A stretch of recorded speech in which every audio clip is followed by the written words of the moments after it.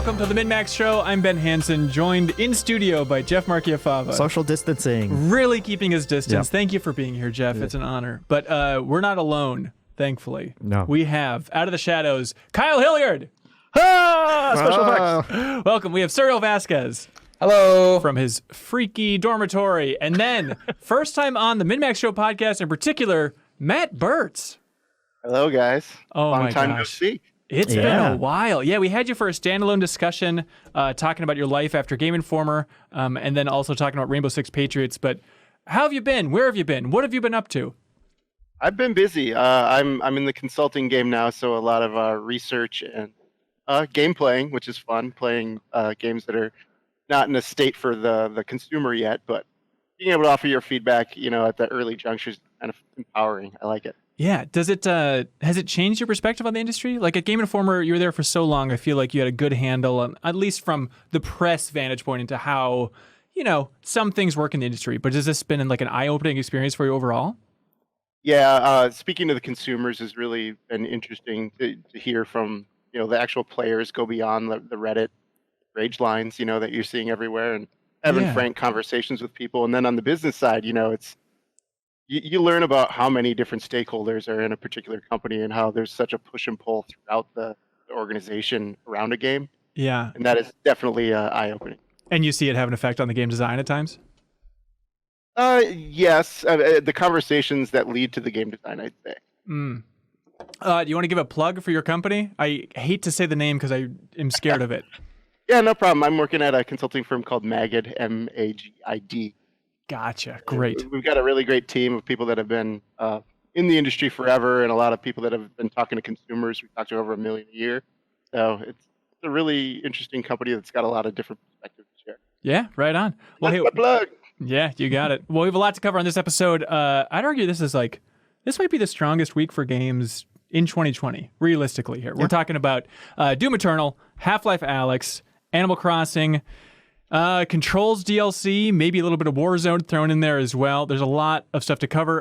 Burtz, you actually reviewed Doom 2016 while at Game Informer, right?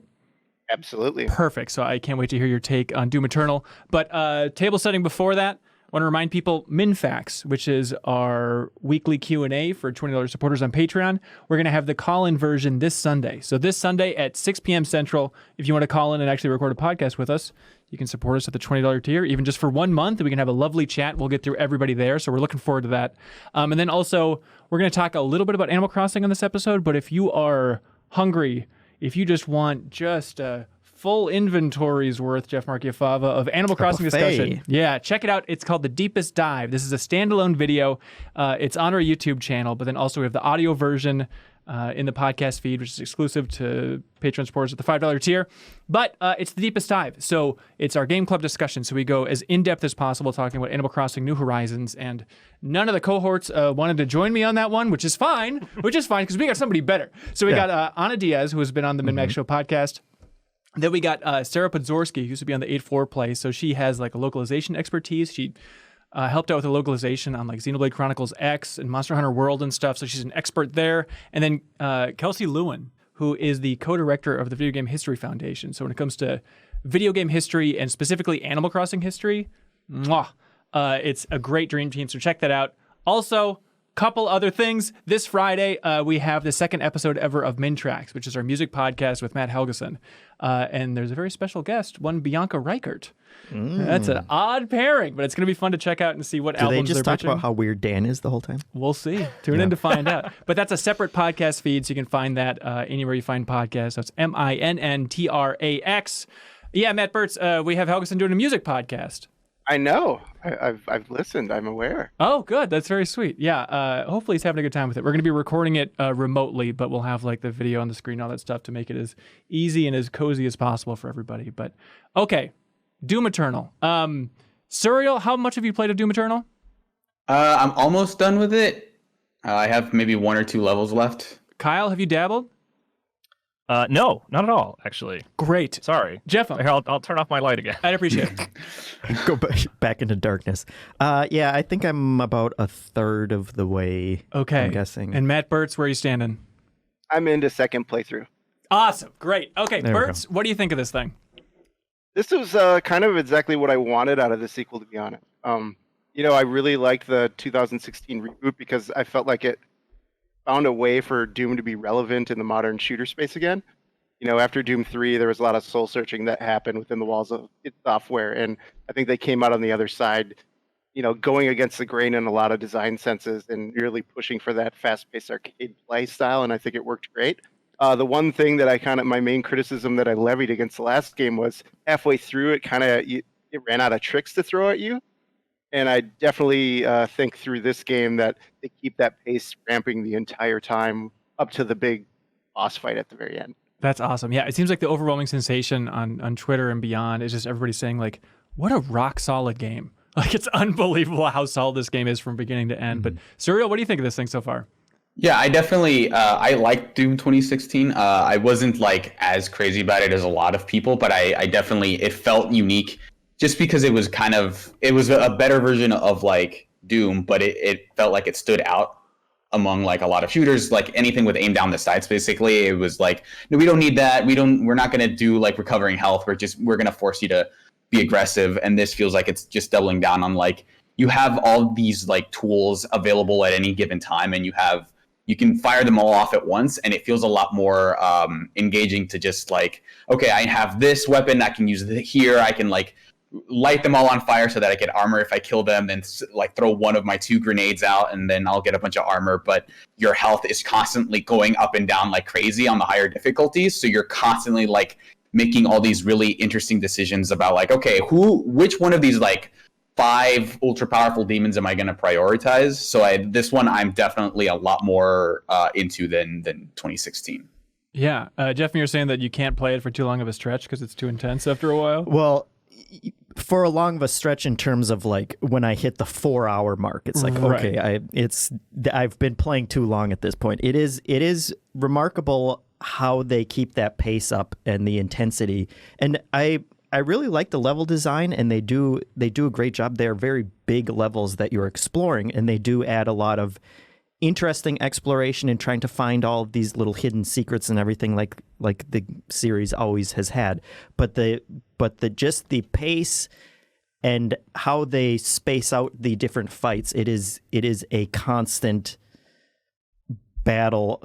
I don't want slog sounds like a pejorative. A positive slog? Yes, a positive slog. It is just constant battling, and you can't really call it mindless action either. That's kind of the interesting thing. Like you are just blasting demons in the face constantly, but there is that strategic layer on top of that where you're kind of managing your ammo resources, switching between which weapons are most effective depending on who you're going against, and then like Surreal was saying, you're managing the health and armor and ammo which you can trigger when you're attacking enemies depending on which kind of attack you use. And so there is that strategic layer, even though it's so incredibly fast paced. Yeah. Yeah, resource management in a Mach 1 jet. It's Yeah, because like I think as this is one of those games that I like. Usually I don't necessarily make recommendations about difficulty, but I think this is a game that definitely gets a lot better when it's really testing you, because you start making those decisions under like tighter pressure, and you start like really thinking about like what is the best way to do this, not just like what's the most fun way to do it. But I think like there are encounters that I had to try multiple times, but like learning how to do encounters better, and it just makes you better at combat, which makes the game more fun. And I also think that like the one way that I will sell it to Kyle, who told me earlier that he is not interested in like Doom 2016, was that I think the map is really good, and like Fava said, I think the collectibles do a really good, like that map helps you really like, here's a thing where you can solve a tiny puzzle to get a collectible, and those upgrades are like really crucial in like making sure that you're keeping up with the difficulty ramp. Because I think 2016 also had like a lot of that stuff, but the levels were a little bit more spacious, and you did a lot more like, where is the secret, and like what, like should I be looking for hidden objects at this point? Whereas here it tells you directly like, here's a space where you should stop and look around, and it because there'll be a question mark on your map, but it's more about like, okay, how do I get to the thing versus like, should I like trying to scan every part of the map to see if there might be like a breakable wall or something. So, and that helps it keep up momentum of like you're always pushing forward in this really like engaging way. Yeah. And I think for Kyle, there's a lot of Mario level design that you see later in the game where there's like really challenges to get to secrets. They really are unafraid to just embrace the video gamedness of Doom. They're not trying to tie it into the narrative. They're like, you know what? You just fought a ton of demons. We're gonna throw some platforming challenges at you now. Yeah, and I actually think that first-person platform can be hard, but I think this does it really well. Like you have you eventually get like a couple of air dashes, and they have like very specific upgrades that refill your air dashes in the air. So there will be sections where you're trying to manage all your dashes while you're jumping from like launch pad to like a section where you can climb, and then you're jumping off. And I think they actually pull that stuff off pretty well. Yeah, I was going to say, Kyle, you have a double jump and a double dash in the air. So it's basically Mega Man X. So. Yeah, exactly. Well, why aren't I playing this? Yeah, you're really making a crucial mistake. It seems like, just from, we did the Great Goaty Hunt stream, Show Life yesterday, and I didn't expect the map to be that cool looking. Like the first time Jeff pulled it up, it's like, good God, this is Resident Evil 2-esque quality map going on here. Very solid. And you eventually get upgrades that are like, here's every collectible on the map. And just go get them. Like, and that's really helpful in like making sure that you're always, that it acts as like a pacing mechanism. So you're not constantly every second in combat, but they don't last so long there. It's like, I want to get back to the fight. But like those interludes are short enough that it helps you keep moving forward. Yeah, and you don't have to do them all at once. Like you actually have a base. It's really funny. The player has this floating castle in space called the Fortress of Doom. And it allows you, like, there's a portal that lets you jump back into levels whenever you want to. Yeah, and the other cool thing is that like if you happen to miss anything right at the end before you basically jump into the portal that'll take you to the next level, it lets you fast travel across the level basically to pick up anything you might have missed. Yeah. So if you see something where it's like, I don't know if I'm supposed to come back to this later or if I should do this now, you can basically just speed run to the end of the level and then go back and do all the collectibles before you leave. Which is actually like one of the smartest things I've seen in a game like this. Jeff, you were saying, I think I've seen people online talking about too, just the amount of absurd lore in this game is unexpected. Like I think that people liked it in the last one. Like, oh, it's kind of fun that it takes, Doom seriously enough where it's like, okay, there's some bits and pieces here, but then the fact that they're actually trying to weave a cohesive story going on here. Yeah, they really dived whole hog into the lore, and it is confusing and like Bert said, your home base is a castle in the sky that's kind of a spaceship, and I guess it was created by aliens, but the aliens have been on Earth.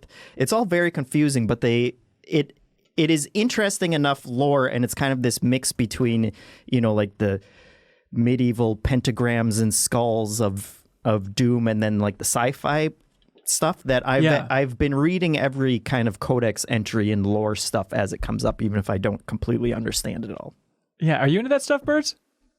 Not really. I kind of react like the Doom guy does whenever anybody starts laying too much lore on, just walk away. But it does create some funny moments where you see they try to like reference the Doomslayer's past and like what he's been up to, like how he got to be who he is. Yeah, I think there are. That's maybe like the weakest part of the game for me is that they delve a lot into like, why is the Doom guy so powerful? Which is not a thing that people, I don't know how curious they were about that, but to me, I was willing to suspend my disbelief of like, he's just a guy. And here they suss out this extensive backstory of how like he was part of this other race. Well, like he was a human who joined this other race and was keeping up with them, and then so they granted him a bunch of powers or whatever. And so like they do a bunch of that. My problem with it is that it is it's a little too confusing, and it's all delivered mostly through text. So it's like there's one level I think midway through the game that is literally I think 10 entries and then a boss, and it's like the shortest level. And it's hard to retain a lot of stuff between entries. So there's like, oh, here's what Argent Energy and the Sentinels, and you're kind of supposed to remember all that stuff across the entire game, which is maybe a little much. And I think ultimately that stuff is not as interesting as they think it is to me. And so I think it slows down the pace of the game a little much. But the overall tone is like Doom 2016 was kind of like, yeah, you can care about this stuff if you want, but in 2016 it was like, hey, you need to do this because of this, and then like Doom guy would just kind of push the monitor aside and say, I don't really care, I'm just here to kill demons. Right. Whereas here, he is very much like I must kill all the demons, and I have like, you're buying into that stuff a lot more, and so does Doom guy. Whereas he in 2016 it was a little bit more irreverent, and I kind of miss that tone here. Yeah.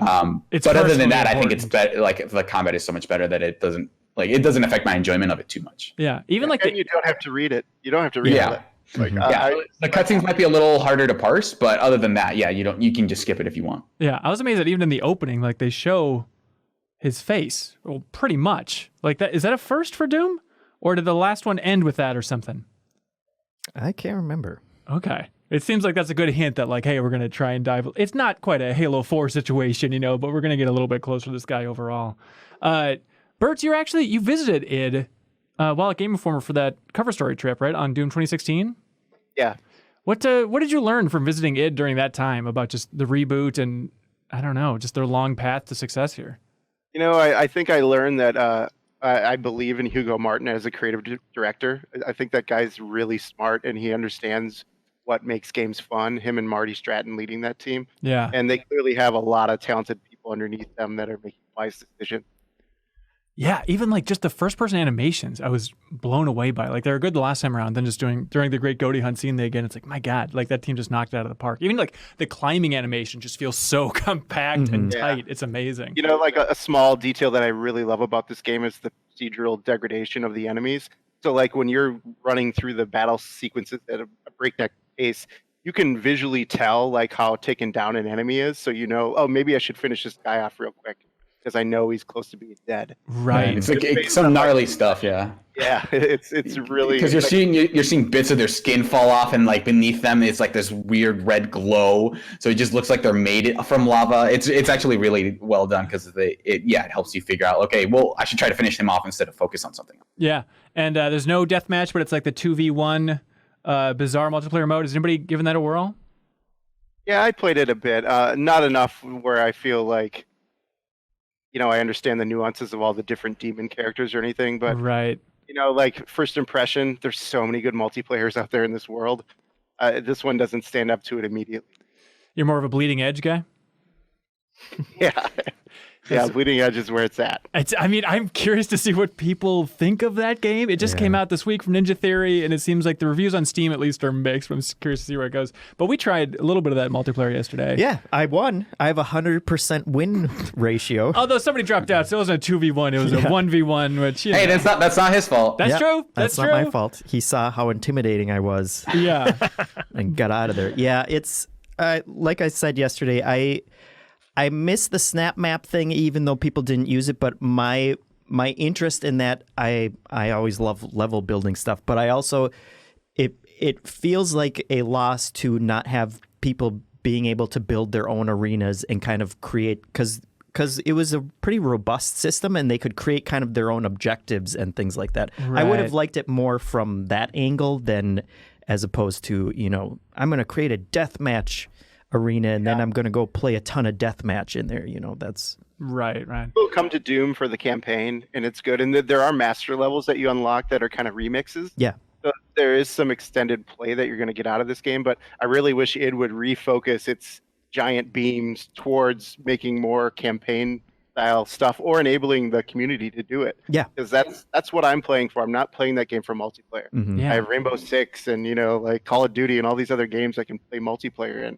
Yeah. Doom is awesome for its level design and the fast-paced action, and I think they need to double down on that. Yeah. Did they ever implement, because remember when they revealed the game, they talked about like the invasion thing where you can invade another player's game? I haven't heard anybody talking about it though. Is it in the game? I think not at launch. Yeah, it coming, I think. But yeah, it is post-launch stuff, but I don't think it's in the game now. All right, sweet. So everybody's on board? They like it more than 2016?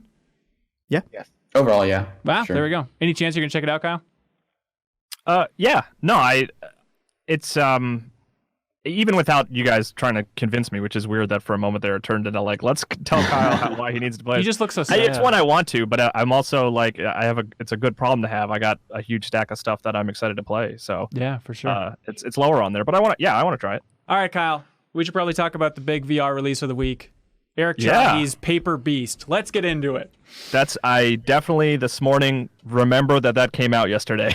I'm How's that? How's remembering that game? Well, the thing is, so for the Gaming Ride Home podcast, I run down stuff that came out. Yeah. And today I was like, oh, crap, Paper Beast came out yesterday. I didn't talk about it. So it was definitely that moment of like, oh, that Eric Chahi game that is really weird and interesting just totally went up against Half-Life Alyx, which is like the worst VR game to go fight against. It's brutal. Like, it looks cool and it's reviewing well, but it's like the creator of Another World, just like a bizarre kind of digitized animal creatures wandering an environment. You just go explore and stuff. It looks cool, and I hope at some point to check it out. Like, Kyle, do you have a PSVR? I don't, and that was like one of the first things I did was I was like, oh, is this out on another platform? Yeah. Because maybe I'll check it out on Quest, but no, it's just PSVR. Well, anyways, hey, Half-Life Alyx, did you ever get this thing up and running, Kyle?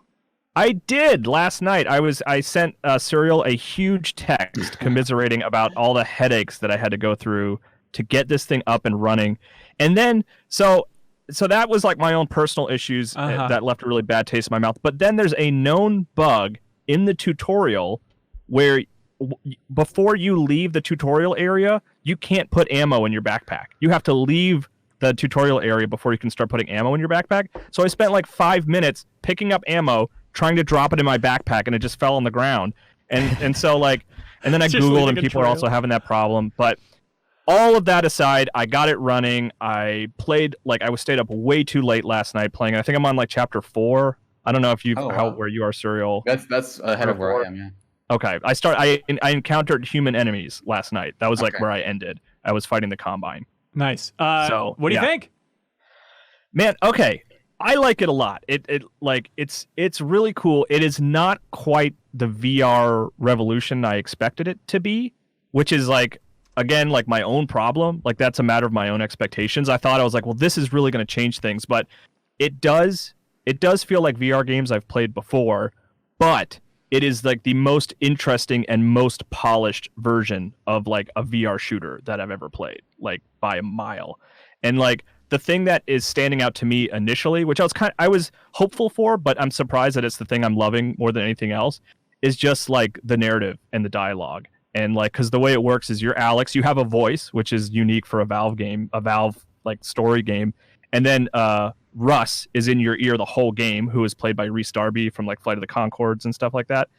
And he's just like telling you stories about the world and like helping you, and he reacts to things you're doing. Like there was I found a porta potty and I went inside of it, and he came in on the headset and he's like, oh, hey, I can cut the feed for a minute here if you need. Like, I don't mind. And Alyx is like, no, I'm just looking around.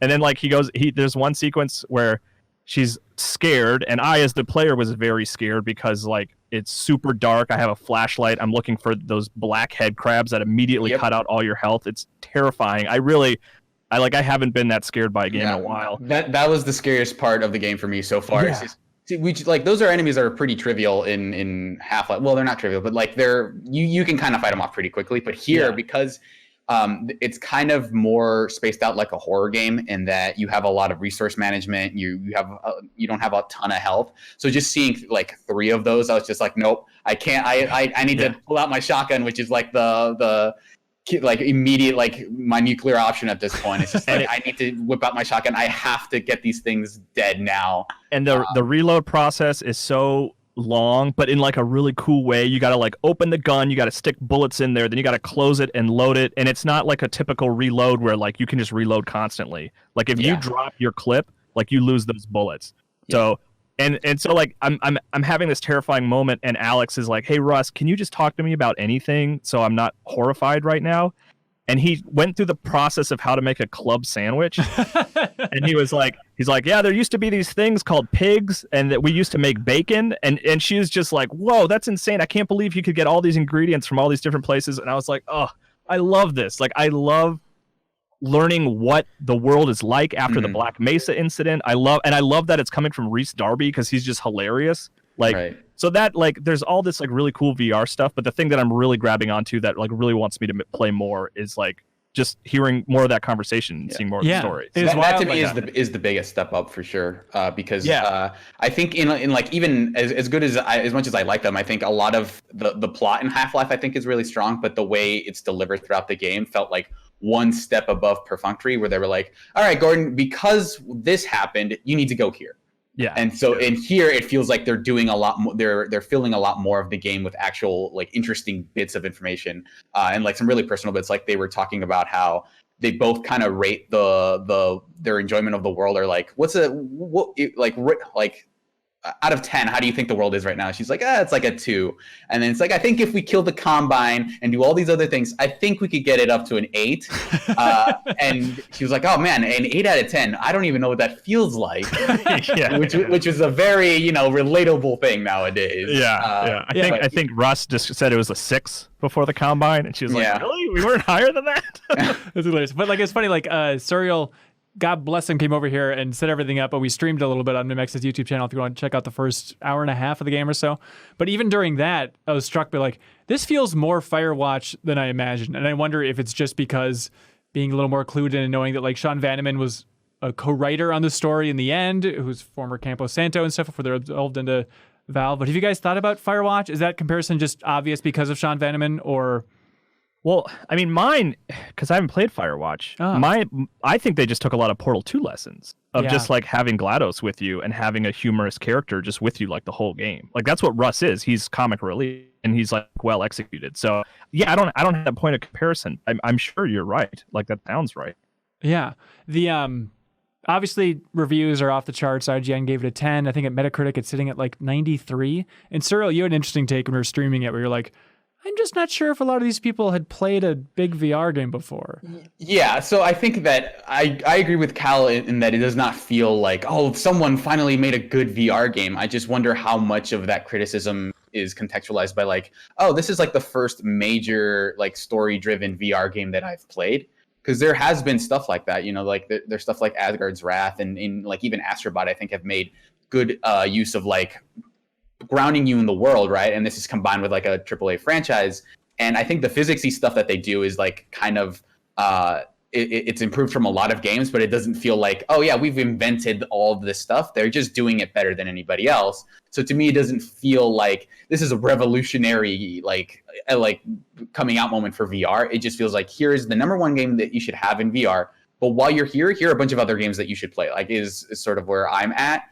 So I'm not like having this overwhelmed reaction, but what I have heard from a lot of reviews and a lot of people who played it is that there are like legitimate set piece, incredible moments that happen later on in the story. So maybe there's just a combination of like starting off, it just feels like, okay, here's a good VR game. And then here's where all like the cool, interesting Valve specific stuff happens towards the end of the game. But like even now I'm like, this is probably my favorite VR game by a mile. Like just... And like the fun of just like seeing all this Half-Life stuff, like the game starts off really strong by showing you like a walker from the Half-Life series, just like in like pretty close to in your face, and that just feels like they're playing with scale in a really strong way, and it helps that they start you off on rooftops so that you can get a nice view of the entire town, which feels like a really good moment to have in VR. Yeah. Longtime gamers has been desperate to return to this universe as well, and there's no doubt that has to play some role in the conversations about the game. It's like when a Kojima game finally comes out, like people, he's in that rarefied air for so many people. I absolutely feel that way. Like it's just exciting to be in City 17 again. Like I'm just like so excited to be there. That's the even thing. Though it's oppressive and horrifying. Like even just like obviously Alyx, you're playing as Alyx, so you don't get to see her much, but just seeing like Eli Vance again and hearing people talk about like those characters feels like, man, I've missed this. Even though I just like literally last week beat all the episodes and stuff, it feels like, oh man, this is really cool. Like I like seeing these characters in new ways, and even running it on like an Oculus Quest, which is what I'm using. Like that game is impressive technically too. Like all the characters, it doesn't feel like, oh, I'm kind of having to sacrifice graphical fidelity because this is a VR game. Like this does not feel that way at all.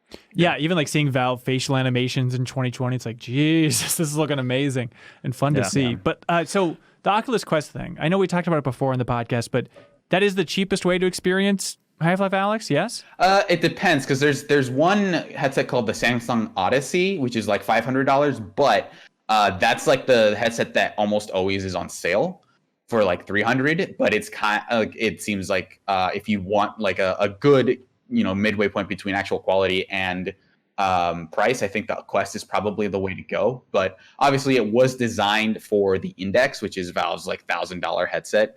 But I think that for most people, I think the Quest is probably going to be good enough. Like, I don't feel that I'm missing out on the experience by not having the Knuckles controllers, which is supposed to be able to have like full finger tracking. But I haven't seen the game really use that super well. I saw there was a piano in the game that you can like fully play, which is pretty sweet if you have full finger tracking like that. But it doesn't feel crucial to like gameplay or anything so far. Yeah, I mean, I still think even for just the long I think Quest is still a good option just for like the long-term VR play. You know what I mean? Like if you want to get it for Alyx, but then you can also get like an untethered version of Beat Saber and Pistol Whip, which is like awesome. You know, like that's worth it. And by the way, Beat Saber just got Timbaland DLC, which I know you're very excited about, Kyle. Oh, the shoe guy? Yeah, that's right. So hang on. So the Oculus Quest, it's a standalone thing, which is great. Yeah. And then, but for this, you use Oculus Link. Is that what it's called? Where you just plug in a USB cable and then that's it?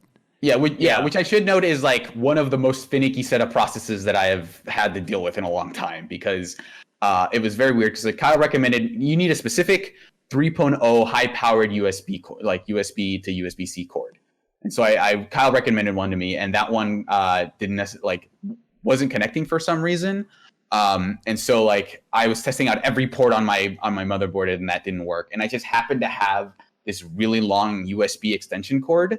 And once I plugged it into that seemed to work, which was weird because you'd think they would make it not work.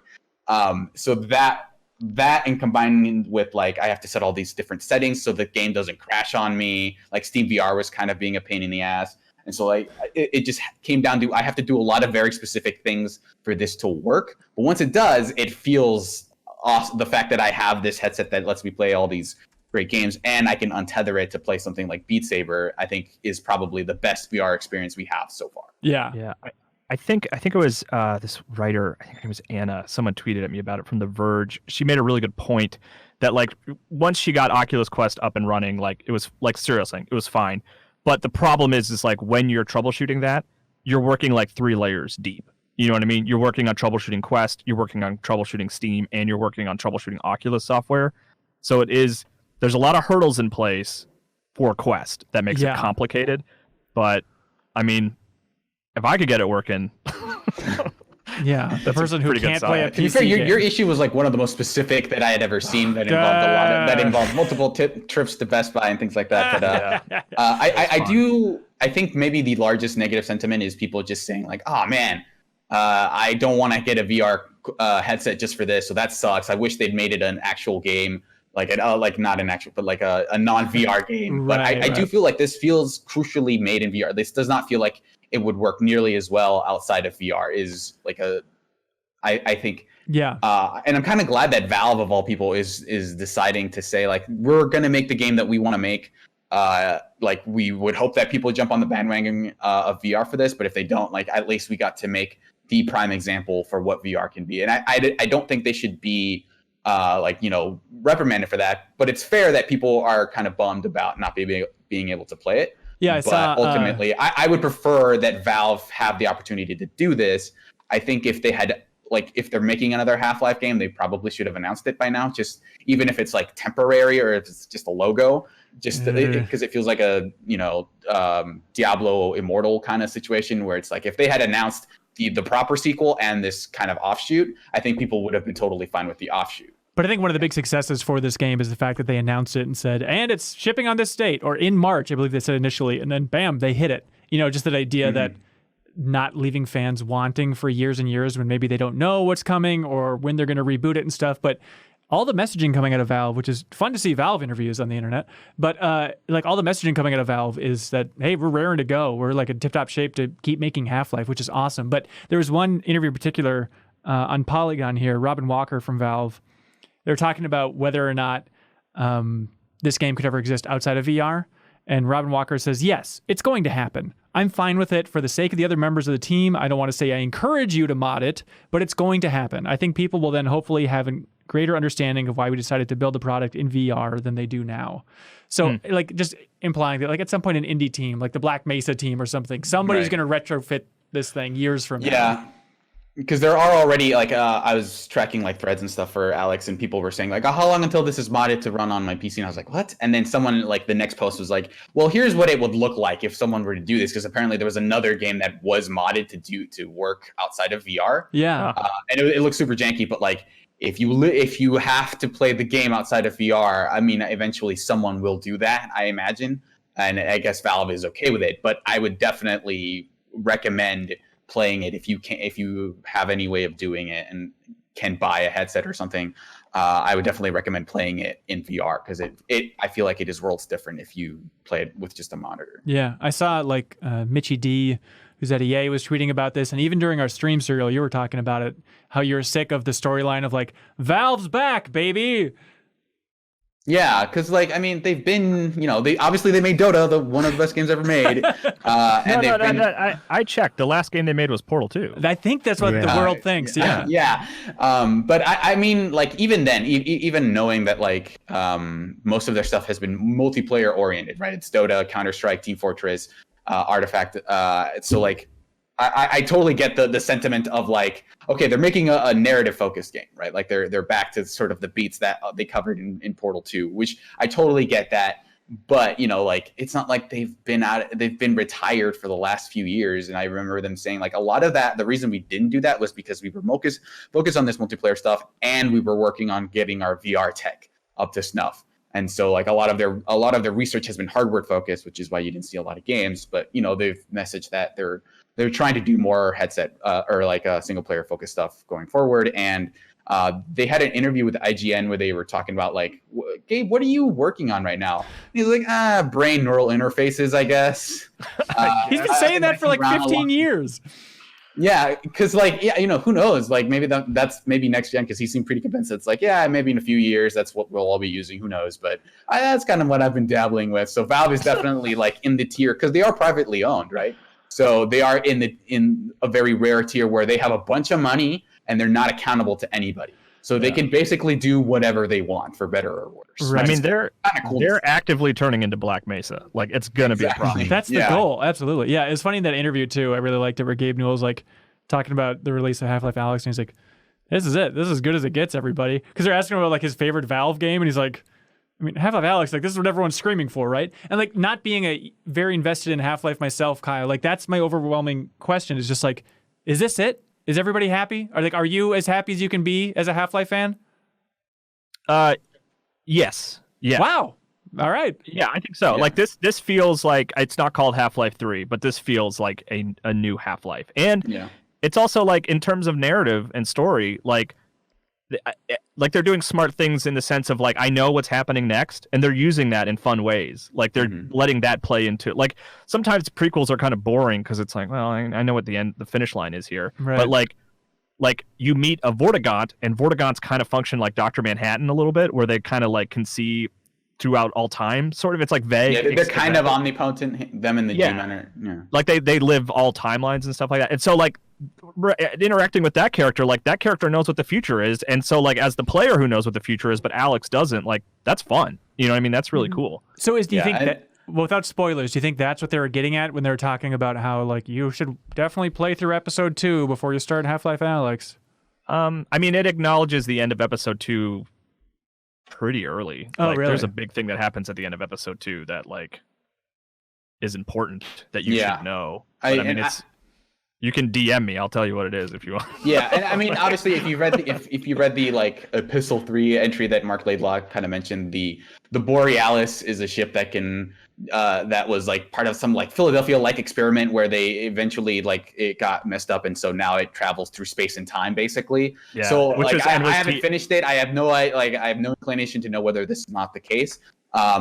That like there's a chance that there's a section where the Borealis phases in or something. You know, like there are elements in the Half-Life universe that would allow some of the loose threads to move forward, even if this is a prequel. Right, right. Kyle, I don't know if you saw, there was a great interview with US Gamer with Chris Remo, formerly of Campo Santo, who's a designer on this game overall, and then also Eric Wolpaw. But just on the Remo side is interesting because he talked about how in the last year, the game Half-Life Alyx became a whole new game, is the way he described it. Because he said they had like the layout and the shell, and then they just focus tested it and reiterated, and then kind of in that last stage then added the story from Sean Vanneman and Wolpaw and Jay Pinkerton and stuff. But then the more interesting part for your interest was talking to Eric Wolpaw, and they asked him about what was going on with Psychonauts 2, because he was going to I was co-write. just about to ask. Yeah. It's like, isn't he working on that too? It's a real bummer. So he says, quote, some of that went out the window a little bit when they got bought out by Microsoft. So I haven't heard a whole lot since then.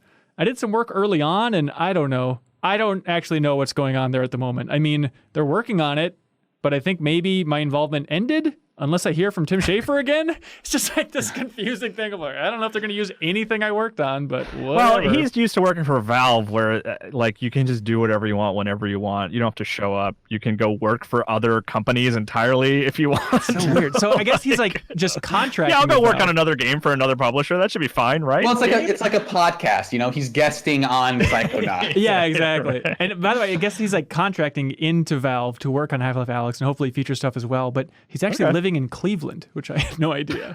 He's been there for a while. Oh, really? Interesting guy. Interesting guy. All right. Hey, Half-Life Alyx. Good job, Valve.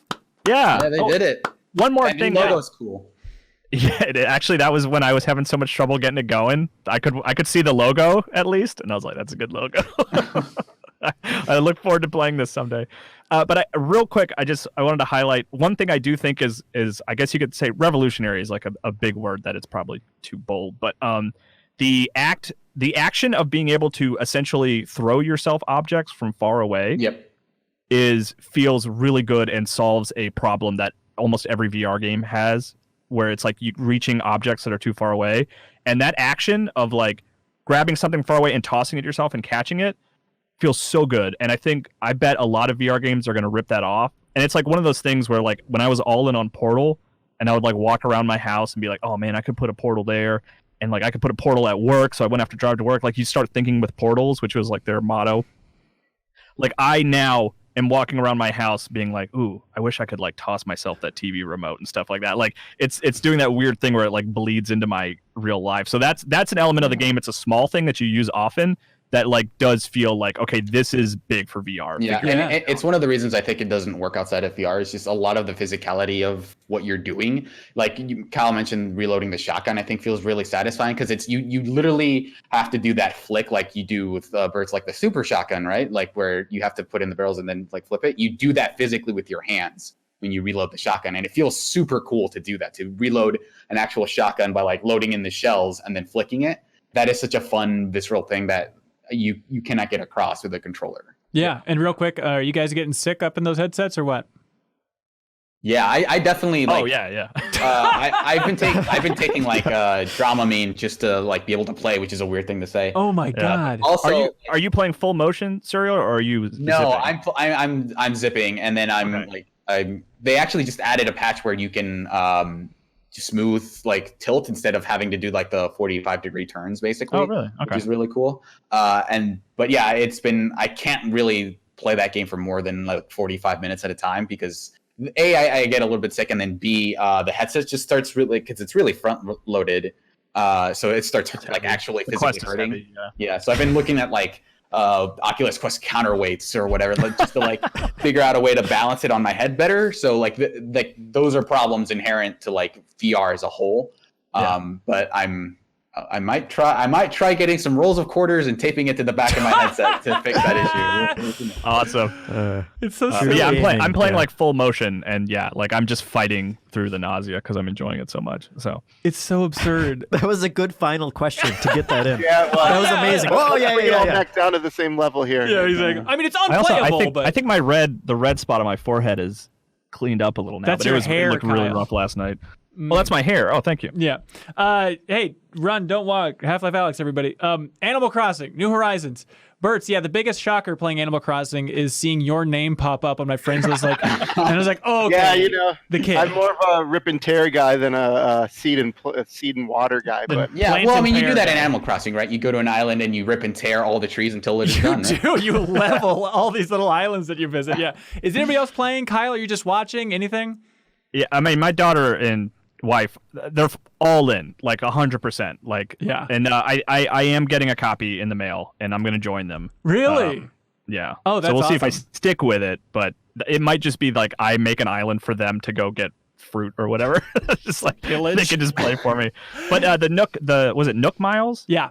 Is an enticing thing to me. Having that checklist actually makes me more interested in playing than any other Animal Crossing has. Yes, they give you much clearer, shorter-term goals. You can even go up to Tom Nook at any point and be like, what should I be doing? And he'll usually give you a couple good tips, but just having like, okay, here is a clear advantage. If I catch 16 fish, I will get these miles, which then I can use to get a bunch of different things. But Bertz, I'm curious, as the cool, hard-ass gamer yourself, what do you think of this thing? Well, I'm really liking it because my 5-year-old daughter is learning the analog stick through it because Mario's just a little too hard for her with the analog stick. She tries to learn on it, but it's tricky and she gets defeatist about it. This is like a nice onboarding where she's learning the nuances of having to go through a door and she's starting to get the hang of it. And she's obsessed with like looking for the spiders. Oh, well, that's a worthy investment of your time, man. That's really going to pay off if you catch them. Yeah, exactly. So it's a really fun game for me to like watch her get into, the console experience. Yeah. Do you find yourself trying to, I'm sorry to say this, but like min-max for her? Are you like trying to like steer her in the right direction for like, no, to get the most bells, you got to go over here, you idiot? A little bit, but she's open to suggestion. Okay, nice. Yeah, I'm loving it so far. Like, I normally hate treadmills in games. If I see any hint of that, it's like I'm out. But somehow, just Animal Crossing, you can go online, you see it. It's the best time to be on Twitter now because of Animal Crossing. The other stuff not so great, but just the literally everything else is on fire. But Animal Crossing. But when your treadmill is just you soaking in a warm bath and it doesn't feel like a treadmill at all, like that's Animal Crossing. It's just so many people wrote into the Deepest Dive too, talking about how much they appreciate having like a realistic limit for how much you can even do in a day. Like you can grind it out if you really want to, but you pop in there for 20 minutes, take care of some basic chores, and you're out. Like as much as I love Stardew Valley, it's like you could play Stardew Valley for 15 hours straight, and just be so incentivized. But with this, the fact that it like slowly slows down and it's all about patience and rewarding patience over time. And I can't wait to wake up tomorrow, which I should probably have that feeling more in my life, but I have it now because of Animal Crossing New Horizons. Great. Yeah. I keep waiting for the other shoe to drop because the hurry up and wait mechanic is usually a free to play thing where it's right. like, you could keep going if you give me a couple more dollars. And the other shoe just doesn't drop. It's like, no, I'm just supposed to wait now. Yeah, absolutely. Have you tried, like one of the biggest complaints about the game, very rightfully, is that if you have one copy of the game, everybody on that Switch has to be on that same island, which is outrageously stupid. Have you tried making your own character or anything, Birds? I mean, yeah, you're asked with making a character up, right? No, yeah, but I just don't know if it's your daughter or like, are you both playing on the same island or are you just sharing the same character? Yeah, we the character is just named Bert, so it's, gender fluid. It can be whatever. And then, everybody can jump in. Yeah. And it's Ada's Isles, so like it's her island. That's very cute. We share the account. Yeah. Oh, nice. Yeah, it's frustrating to have that weird single cartridge limit, but jumping to other people's islands is pretty fun. Like there's, a heap and helping of Nintendo menus you got to go through to get there and stuff. But Jeff Cork came over and raided my town, which was very fun. He left, I don't know how he typed this out, but he left the longest note I've ever seen in like my town plaza that just says, well, he used the mobile app probably. I bet he probably did, yeah. But he just wrote this long letter about like, have you been injured in an accident? And just like painted this like big, huge screed. And then the fun thing too is everybody in the game has like their little code name where you unlock more and more words that you can mix and match for like how you describe yourself on your passport. And Jeff Cork, after playing for Game Informer's reviews, because he's been playing for weeks, he came up with the best, which is partially obscured lawn clippings. He's described himself in that game. But it's fun too, like visiting Elisa's island, because she spent like 70 hours, 80 hours in the game at this point, just seeing like what her environment's like. And she loaded me full of coconuts, and I saw her freaky animals on her island and stuff. So it's a blast. I love it. Suriel, what do you think is the best-selling Animal Crossing game? New Leaf, probably, the 3DS one. Correct. Yep. New Leaf sold 12.36 million. Wow. Number 2? I mean, now it's New Horizons, right? Or are you not counting that? Do we have the data for that? There's something. If you want me to look, I can pull something up. Yeah. Does anybody have a guess for the second highest selling? GameCube? No. GameCube only sold 2.32 million compared to Wild World on the DS sold 11.75 million. That makes sense with the install. Okay. GameCube didn't have a big one. Well, you'd think so, but then the part that blows my mind is City Folk on the Wii only sold 4.32, which seems shockingly low for a Wii game, doesn't it? That was like a port of the DS game. Really? So, I didn't even know that. Really? I think it had some exclusive elements, but it was basically just the DS game. So I think that people weren't super jazzed about that. Okay, gotcha. Again, if you want an hour and a half of Animal Crossing talk, you can check out The Deepest Dive, which is a standalone thing on our YouTube channel, or the audio version is on our Patreon. Hey, real quick, Matt Birch, have you been playing Call of Duty Warzone? Yes. What do you think? I like some of the new mechanics. The gulag is fun. I love that element of it, especially if you're an idiot and you die early and you're like up on that balcony with a bunch of other players waiting for your turn. Yeah, throwing I love rocks at that everybody element. in there. Yeah. I've really come around on it. We haven't talked about it on the podcast too much outside of like the first impressions from the first week and stuff, where I loved Blackout so much that I was kind of like, well, I don't know about these changes, but now, especially because all my friends are into it, and having that cross-play feature is just remarkable. It's like, oh, now all my friends on PC can play with us on PS4, and it's a game changer. And it's anecdotal, but it's just like shocking how many of my friends are into it. People who haven't played a Call of Duty game in 10 years are into this thing. Yeah. It's free, right? Like everybody can check it out. So it was a smart move to disassociate it. Yeah, for sure. And Like live on its own. The vehicles are a little too overpowered right now. I had my victory the other day. I was actually hiding in a bush in the final circle as a helicopter hovered over me, and I was like, they're just gonna wait till I pop out of this. I'm just gonna stay in the bush. And they finally came down, and then I was able to pop them. But oh, nice. That's awesome. Are really overpowered. People are just cruising through and driving over people. And yeah, I had a great time yesterday just messing around in a solo match where I was just in a huge truck. And it was basically like Steven Spielberg's Duel, if you've ever seen that, where I was just running down this guy in the car. And we went across the entire map. And it was just like, it's so fun when you're playing just with complete randos online and then realizing like, okay, these people are down for being silly. Mm-hmm. Now we can just have like this stupid car chase and just turn this game into Twisted Metal at this point. But yeah, they just announced that they're up to 30 million players, which is awesome. But then I went back in time, which you shouldn't do in Animal Crossing, but I did that and found that like Apex Legends after 1 month announced 50 million, which is crazy. And maybe Call of Duty will get that, but just in retrospect, it made me appreciate the success of Apex Legends in a bigger way. Because yeah, free to play Call of Duty, it's huge and it's a juggernaut and it deserves it at this point too. But it's wild to think that Apex Legends after 1 month was at 50. Yeah, crazy. I still think that's my favorite of the Battle Royale game. I love the gameplay in Apex so much. Yeah, just a little tighter, faster. Yeah. Yeah, right on. You know what I'm frustrated by is the lack of interviews about Call of Duty Warzone. Like not being fully invested in Half-Life. I love seeing those Valve interviews and like I want to know more about the development of Warzone, but the fact that they dropped it so fast and development's probably spread between 6 different studios, so it's tough to have like I'm the Warzone spokesperson, but like I want somebody to talk about designing this thing, and it's been radio silence from Activision, which is really frustrating. Mm-hmm. Yeah. Hey, real quick. Yeah. Just Animal Crossing sales. Oh yeah. So this is all grain of salt. Don't know the full source on all this stuff, but apparently they're saying that the week 1 sales of New Horizons outsold the week one sales of New Leaf, Happy Home Designer, Wild World, and City Folk combined.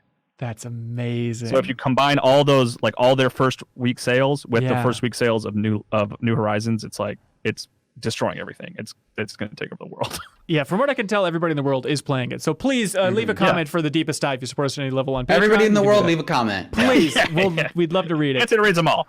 Anyways, Control's DLC called The Foundation, Kyle. Yeah. Were you able to play it? I know we were texting a Yeah, little I bit started about it. I haven't finished it yet. Okay, Serial, cool. have you checked it out? No, I haven't been able to Okay. get to it yet. So you Okay. finished it. It's around like 4 hours, you were saying, Kyle? Yeah, around 4 hours. There's a lot of optional stuff you can do as well. Okay. Yeah. What do you think? I like it. It's more control, which is like a little damning because it's like it's Really? not. It doesn't change. I mean, I really like it, like because I just want more control. But the reason I say it's a little damning is because it doesn't really like do anything like crazy or new necessarily. Like you get this new ability where you can pull like rock formations out of the ground, and you can use it to fight enemies and make platforms and stuff like that to platform. But it's only usable in that one area, so it doesn't really change like the rest of the game in any radical way. Okay. But it's more control. Like it's like new areas to explore, new enemies to fight, and I really had a good time with it. And I was messaging Ben Reeves a little bit about it, and because there was a whole section that there's this optional section that he wasn't able to find where you actually get on a train, and there's this whole sequence that takes place on a train, and it's awesome. Like it feels like the DLC's take on the Ashtray Maze in a sense, because it's like really strange and weird and unexpected. I don't want to spoil it too much, but it almost feels like a Sayonara Wild Hearts level. Weird. I want to see that because like jumping into it last night, what I wanted is more of just new environments, some twisted, weird stuff, new story details. Yeah. And I was kind of struck in the opening sections at least, where it's like, okay, still fighting the hiss, and actually maybe just haven't played in a while, but this is harder than I expected it to be too. Where it's like, I don't think that's what I want. I just want some good trippy stuff from Control's DLC. Yeah. I mean, and the new enemies, because like you're exploring like underground, like it's the foundation of the building is the idea, and you are finding like essentially like cave drawings, and the hiss that you're fighting are kind of like caveman-esque, and they'll actually throw pickaxes and stuff at you.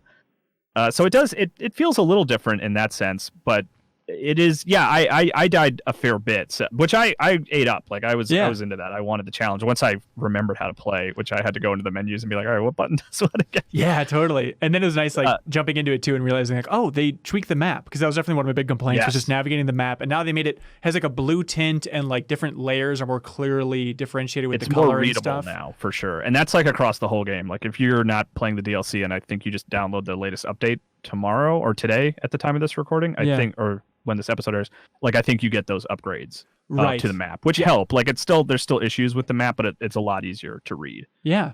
Go ahead. I was gonna say, like, in conclusion, without spoiling anything, like, do you feel like it adds a lot to the Control story? Does it move things further along? It does. Yeah. Okay. And there's one thing I liked about it is like Jessie, I guess it's not too much of a spoiler to say that Jessie at the beginning of Control, like she lands in this new position, which she didn't really mean to, right? Like she has a new job that she just sort of accidentally found. And the thing I liked about her in the Foundation is she's starting to get really confident about it because of everything she went through with the full game. Right. She's like, yeah, I got this. Like, I'm the boss. I gotta like be confident and like show people that I know what I'm doing. And then by the end, like when you're going up against the final boss, you kind of have to make these like really quick decisions that are maybe not the best decisions, but because she's like kind of gained this confidence as the boss, like I think they sort of deliver that element of her character well, over the course of the thing. So, and then there's also like, it does sort of hint at maybe like a new enemy, I guess you could say, for the rest of the DLC, or maybe a Control 2, maybe, I don't know. Here's hope. But I think I'm probably maybe the biggest Control fan among everyone here. So I like Remedy's DLC. Like I think the Alan Wake DLC is like some of the best DLC that's ever been made, like period. So I was like eager to jump back in, and I liked what I played, but it doesn't change Control in any radical way. Right. That. Yeah, it's a good reminder. And go ahead. And if you play it and you come across like a film camera, like chase it down. Like it's optional, but go do that. Like follow that film camera wherever it goes. Is that the train thing? Yes. Yeah. Okay. Because you can miss it. That's how it starts. It's like it's one of those items. I forget what they call it in the game. Object of power. It's an object of power. So when you come across, it's like a film camera. Yeah. Don't just leave that thread behind. Go chase it down and figure out where it goes. Yeah. Right on. It's a good reminder too. Just overall, like, don't sleep on Control.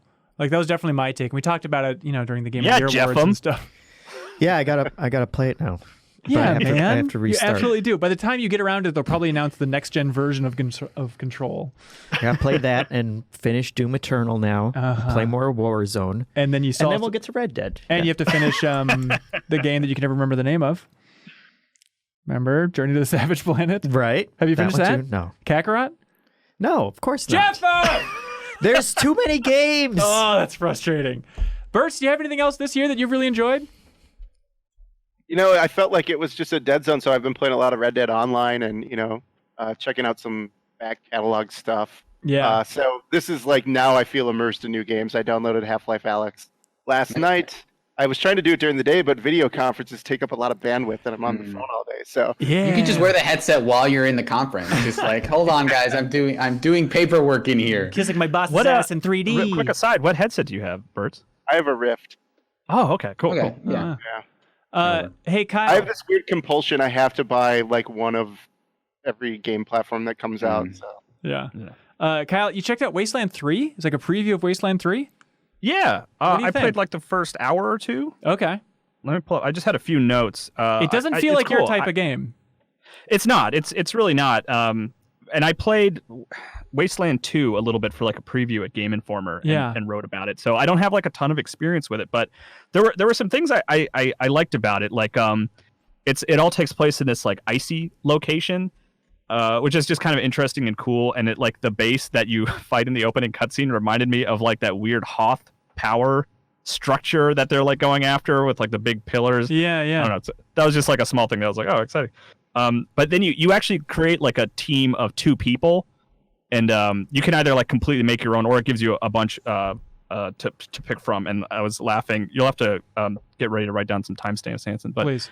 One of the bonuses for one of the characters you could pick was they had advanced sneaky shit, was what it was just called. It was just like, this guy has sneaky shit. I was like, all right, I'll go with that guy.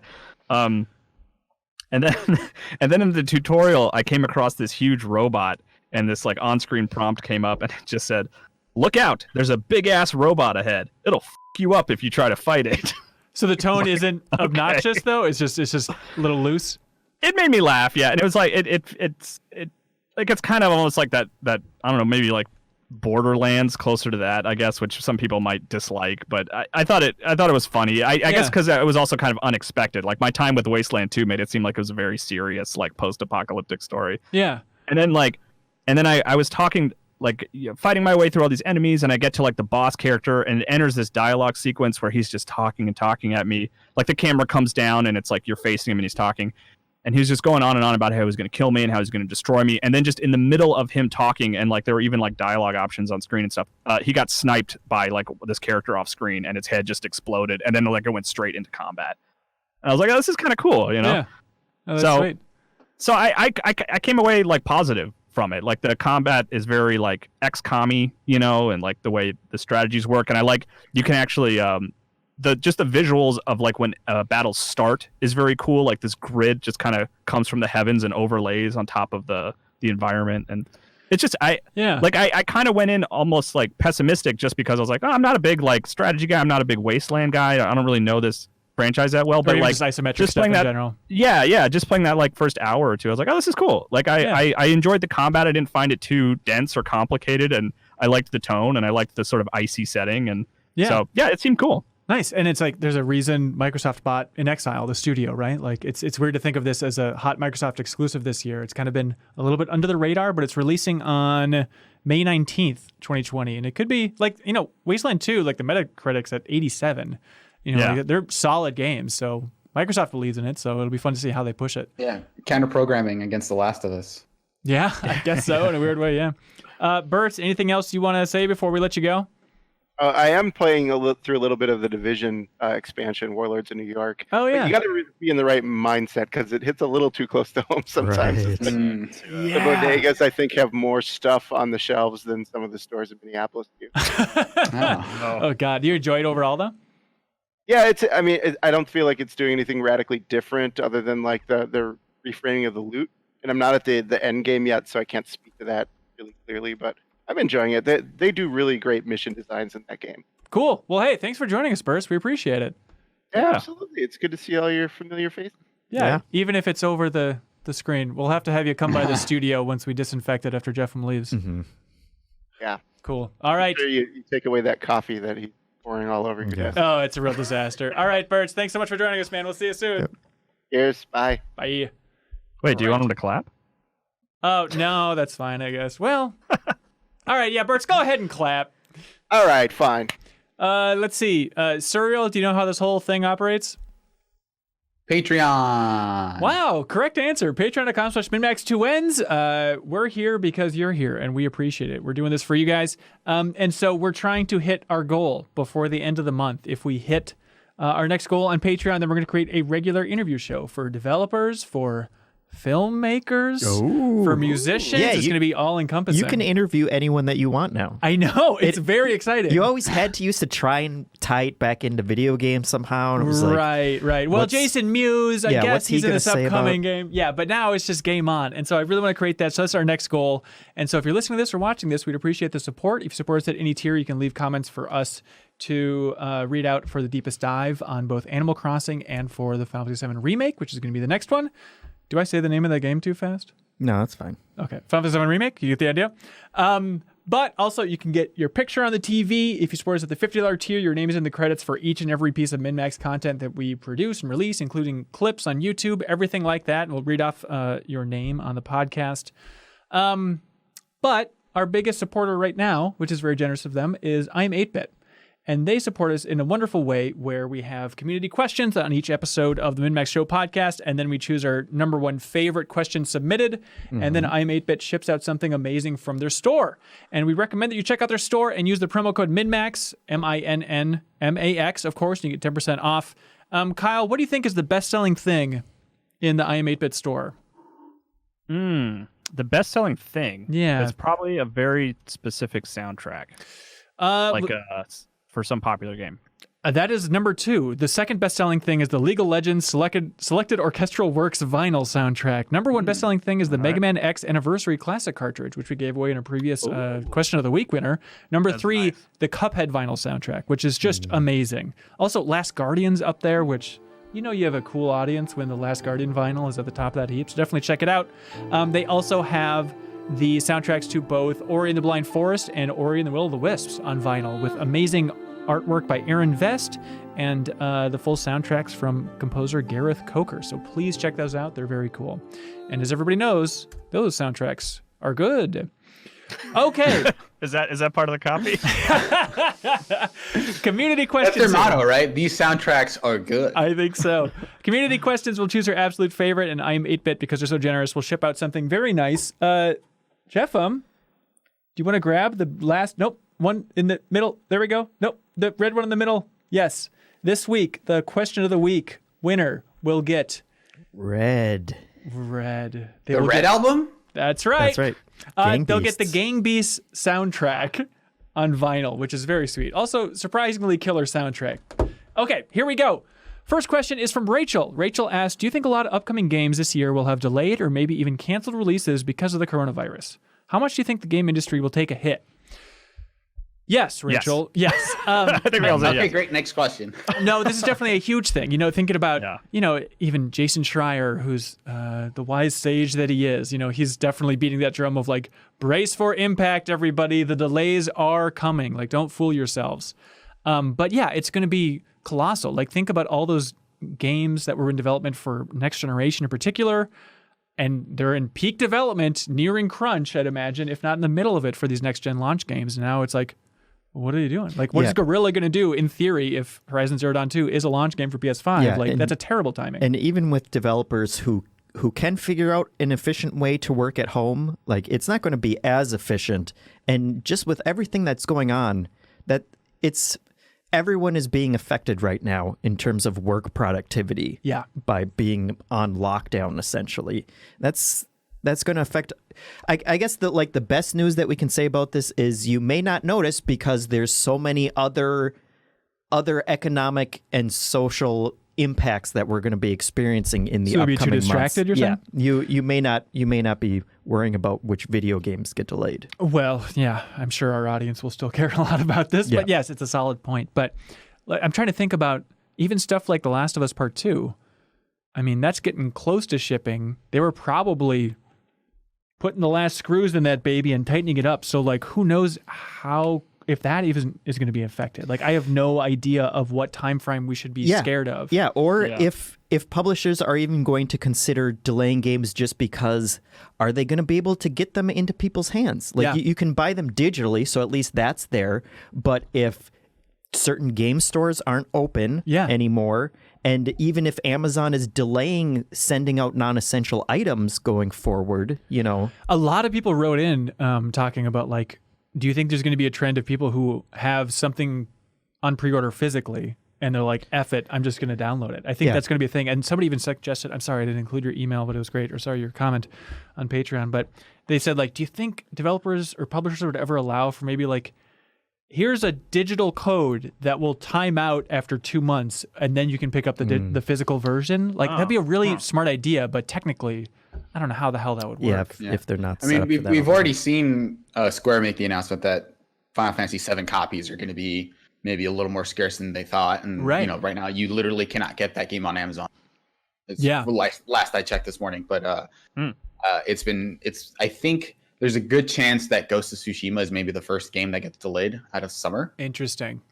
Maybe somewhere around September, October. Does anybody? I mean, all speculation, but does anybody want to plant a flag in the sand and make the call? Are consoles for sure launching this year?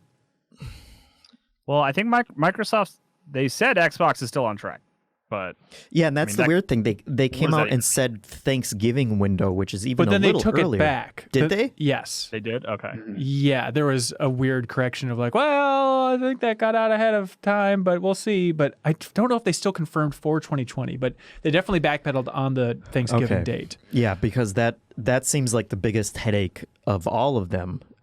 I would think if people are going to run into problems printing discs, creating entire consoles, which, is all happening in China. Right. How are they going to, how can you even plan for this at this point? Yeah, I mean, 100%, there's got to be so many balls up in the air and question marks for these companies. So basically any game that's coming out after middle of April, brace for impact for delays. Mm-hmm. Don't get your hopes too high, everybody. Yeah, and if you're trying to get them physically, who knows? Even if publishers are going ahead with it, who knows when or how you're going to be buying those? Yeah, and I would also mention, even though it's board games, which is much more complicated, I think, for them. Asmodee which is the biggest publisher of board games now, has announced that they're basically pushing out all of their new releases. They're all on hold at this point. Oh just my because, God. Yeah, who knows? Yeesh. Jerry Young says, hey, everybody, had a question about next-gen launch titles. In the past, launch games have always been very hit and miss with new consoles as developers work to get familiar with the new hardware. This time, though, everyone seems really excited for the launch games coming for both consoles. Why the change this time around? Do you think it's fair to expect launch games will be better this time around? We don't know anything about the PS5 launch titles. We're all guessing it's Horizon Zero Dawn 2. I mean, there's... Oh, go ahead. I was going to say maybe because Horizon 2 is so strongly rumored. Yeah. That everyone, and then Halo is probably going to be there at launch. Like everyone's kind of using those two as examples, but yeah, I don't know. It is a weird assumption to make. Yeah. I also wonder, I think maybe the Switch set like a really high bar for launch titles, even if it was just Breath of the Wild. I think more than ever, I think people are kind of latching on to the idea that at launch you should have at least a killer game. You should definitely release one of the best games ever made at launch. Yeah, just do that. I think it's especially important this generation because, like, as much as people want specific things out of the PS5, like, longer or shorter load speeds, like Xbox has like the multi-app switching stuff. But I think there's less of an incentive, I think, from the general population of that you need to upgrade. So I think maybe companies are a little more incentivized to like, let's not just have like the next step in our console. Let's actually have a game that you're going to want to play. And, whether or not that's going to work out for Microsoft, who doesn't have any exclusives at launch for the Series X, maybe they're making a gamble there. But I think Sony definitely is probably going to announce like a major game for their launch, I would imagine. Yeah, for sure.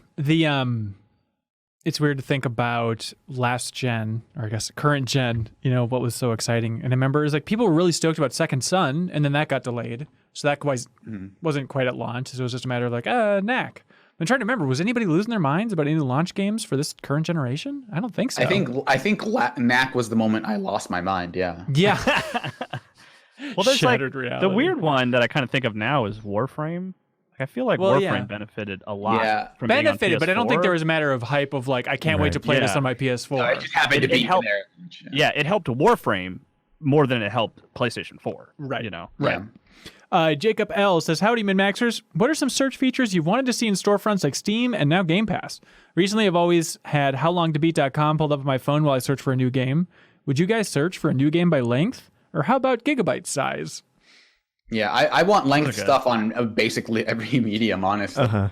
I know that it's approximate with games because people play differently, but just seeing an estimated length kind of stat on like Steam, I think would be pretty cool. It's hard to do it on the back of the box because maybe developers don't want to out the length of a game as part of their marketing material, whether or not maybe it's shorter than people expect or whatever. But that's definitely something that I think is super useful, because that often determines what I'm going to play. Like, oh, well, maybe I can get through this game pretty quickly, so I can just squeeze it in between these two other things. I'd also want it like on TV shows, just like watching stuff on Netflix or Amazon Prime. Just like I would love to see like, hey, this is a half-hour show, this is an hour-long show, because that also is how I like to some degree determine what I'm going to watch. Yeah, for sure. I'm trying to look. Is short like a tag that's on Steam? Maybe not. I guess I thought it was, but maybe that's not the case. I mean, but yeah, people would just see that as a negative. Like short means bad for a lot of people, which has always been strange to me. But yeah, but we're special. We have to play so many games. That's true. That is true. Yeah, and I think Steam is better equipped to have that stuff, because after you play a certain number of hours, it tells you like, hey, would you recommend this game? And so like it could ask you, like it could have that be on the page for the game. It's like, hey, how long would you say this game is after? Like I wouldn't necessarily have to be after you beat it, but like after you've played X number of hours, like would you say this game is however many hours long? And that they could use that data to put that on the store page. Yeah, for sure. I could really use a notification or something whenever a new game is released on Steam and it's new and overwhelmingly positive. Because every time I see a game with that review of overwhelmingly positive, I'm like, all right, I'm going to check it out. Even if it's not my cup of tea, I need to dive in and play this thing no matter what, right? And so I just wish there was an easy way to store it or get a notification that like, hey, something completely out of nowhere potentially is amazing. Don't miss it, Yeah. Yeah. And that overwhelmingly positive, you have to hit a threshold of reviews, right? You can't just have 2 amazing reviews, right? No, I think the minimum's 10 reviews before you get a label and stuff. But maybe, you get a little north of that even, just to make sure that it's legitimately overwhelmingly positive. Yeah. Jordan Brown says, what's your biggest PlayStation 1 era game that you missed and wish you had played? What a good question. Final Fantasy VII. Oh, you would have been a completely different person if you would have played it back then, man.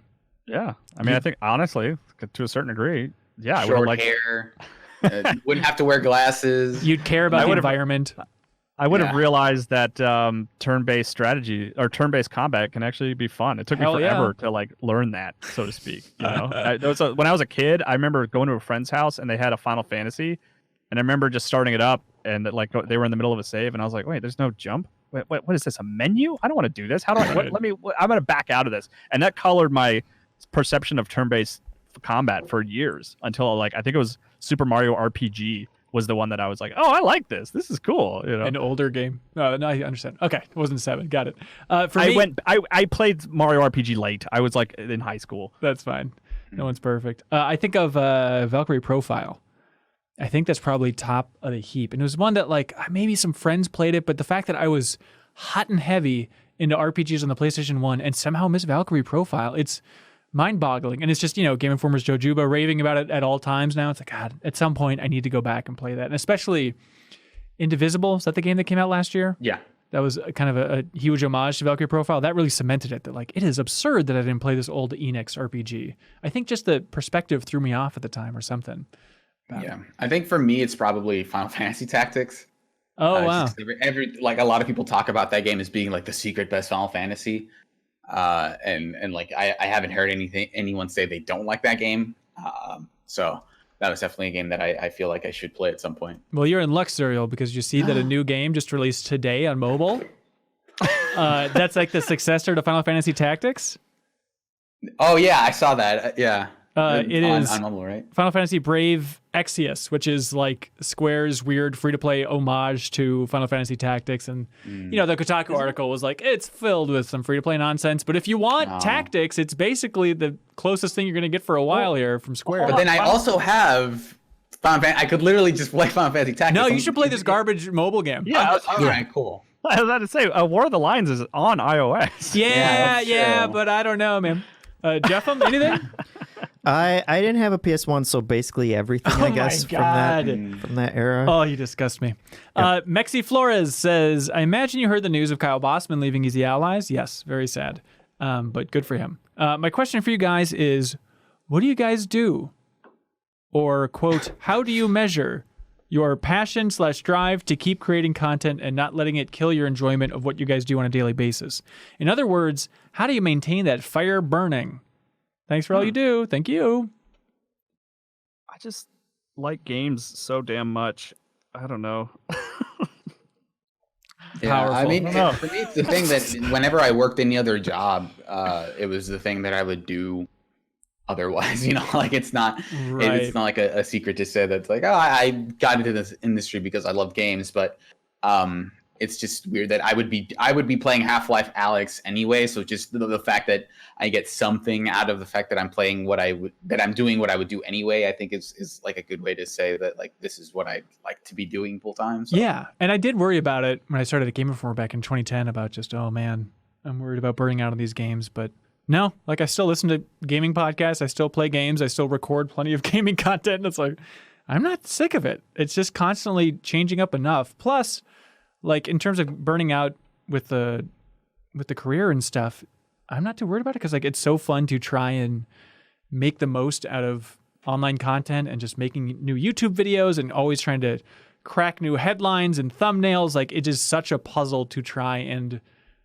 get a bigger audience that like that I can't imagine ever getting sick of. Yeah, I think the one time that games can feel like work is reviews. I think every other aspect of it, like if whether we're doing a video or anything else, it that feels cordoned off in a way where it's like if I'm editing a video or if I'm like recording a video or something, that feels very separate from the act of enjoying the game by itself. Because it's like I'm in a different application. I'm doing stuff around the game. I'm doing video capture, things like that.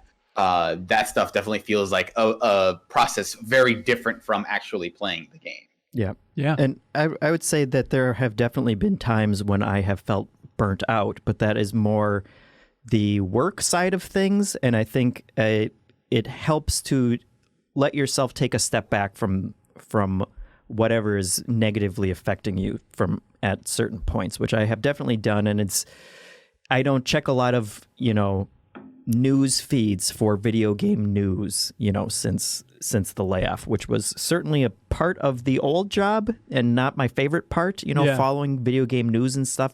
And it has been a weird mix of kind of stepping back and not being online as much since we started MinnMax, but then also playing more games, which is the part that drew me to the job to begin with. Right, and so right. And there are times when I go through dips in terms of wanting to play games too, and I think that's fine. And I think the danger of burning out is when you're forcing yourself to do the things that you don't like to do, and if you do that too much. And it's okay if you don't play games for a couple weeks, And your passionate fire is still burning in your core for never finishing a game. Yeah. So you still got that. Yeah, you got to remain true to yourself. So, Tim Laro says, "Have you ever put thumbs down for a show on Netflix? I feel like most people just don't watch things they won't like." I don't think I've thumbed anything on Netflix or in life. Yeah, neither. Wait, well, I did like reset my account because I have like my wife's account, my kid's account, and my account. Yeah, and then I had to delete my account for some reason. So I started a new account, and when I did that, I went through and thumbed up a bunch of stuff just because I thought maybe that would help me get back to my old algorithm. But But they do it at the that, beginning, right? They ask you like, "Hey, what kind of shows did you in?" Don't they do like a weird survey when you start your Netflix account? Yeah, I don't even know if I did it right because I was like, I really like BoJack Horseman. I know it looks like I haven't watched a single second of it, but I swear I really like this show a lot. Feed me more of that. Kyle, have you seen the David Wayne movie They Came Together? Yeah, of course. That movie's very funny. Can say that again. Have you seen this? no. But I love David Wayne. Wet Hot so American Summer is your favorite comedy of all time. I have never even heard of. I've seen a lot of his other weird stuff, but I have not heard of this. It's on HBO. It's on Netflix, right? It's on HBO. It might be on okay. Netflix. I don't know, but I for sure saw it's on HBO. But yeah, I just watched it last week, and it was exactly what I needed. Just stupid comedy. And it's like, it's that Wet Hot American Summer ratio of like 30% of the jokes are like, this is too stupid. And then 70% are, this is the stupidest thing I've ever seen, but I'm laughing like a maniac at it still. Yeah. Then there's that one scene where you go through that whole cycle in one section. Yes. You know exactly what scene I'm talking about, right? And there's a joke in this. God, I've probably raved about it on MinnFax or Q&A or something, but there's a joke in that movie at the end, Kyle, without spoiling anything. Is it an appearance of an actor? No. Okay. No, right. It is. I'll tell you off the air, but I have thought about it every day, and it's made me laugh out loud. Like, it is the silliest, dumbest thing I've seen in a movie in a long time, and I love it. Yeah. How much Christopher Maloney is in that? More than there's any reason he should be in it. Like, really, he's in it? Oh, yes, that's awesome. He's in it, and it's just like this weird shoehorned role that makes no sense, whatsoever. He has also made a show on Netflix that I think it's called Medical Police or Medical Detective or something. And Really? it's basically a mashup of a medical show with, like a 24 style police Yeah, show, which yeah. is the Yeah, dumbest it's concept. a spinoff of Children's Hospital, I think, right? Oh, really? I haven't watched it, but yeah, it looks funny. Yeah, I watched the first episode. It wasn't as funny as I was hoping for just from the premise, but I didn't know it was David Wayne until I got to the credits at the end, and I was like, oh, okay, this makes perfect sense. Right. I retroactively like this. Yep. Anyways, Victor Pham says, what are your favorite small touches in games that improved immersion for you? For me, it's games like Uncharted 4 where long guns have straps so that the guns can actually hang off your back and not magnetically attached to your back like in most games. But yeah, favorite small touches in games that improved immersion. Also, good plug, the rumors are saying that Uncharted 4 is the PlayStation Plus title for next month, by the way, which is very exciting. And That and the Grid 2. Hell yeah, man, that game's great. I played it. But it's a good reminder, too, that back at Game Informer, we had a game club for Uncharted 4. So if you played it on PlayStation Plus and you want to play along with us in a game club format, you can go to Game Informer's YouTube channel and find that. That was super fun. But, okay, some favorite small touches. What stands out? I think of this. It's hard to think back to this, but like there was that era right before Arkham Asylum came out when everyone just assumed the game was going to be bad because we were like, it's a Batman game. There's never been a good Batman game. Right. This game's going to suck. It looks cool, but yeah, I don't know. And I remember like playing it. The intro is really cool, and one thing that struck me, and it's not like exclusive to Batman or anything, but there's like monitors all over the hallways and stuff like that, like up in the corners. And I remember throwing like just kind of messing around in the game, and I threw a batarang at one of them, and it like blew up, and it was like there was no reason for it to blow up or anything, and I was just like, okay, if they're taking the time to make sure these things are destructible, like clearly they're detail oriented. That makes me optimistic about the rest of this game, and then I ended up like absolutely adoring that game.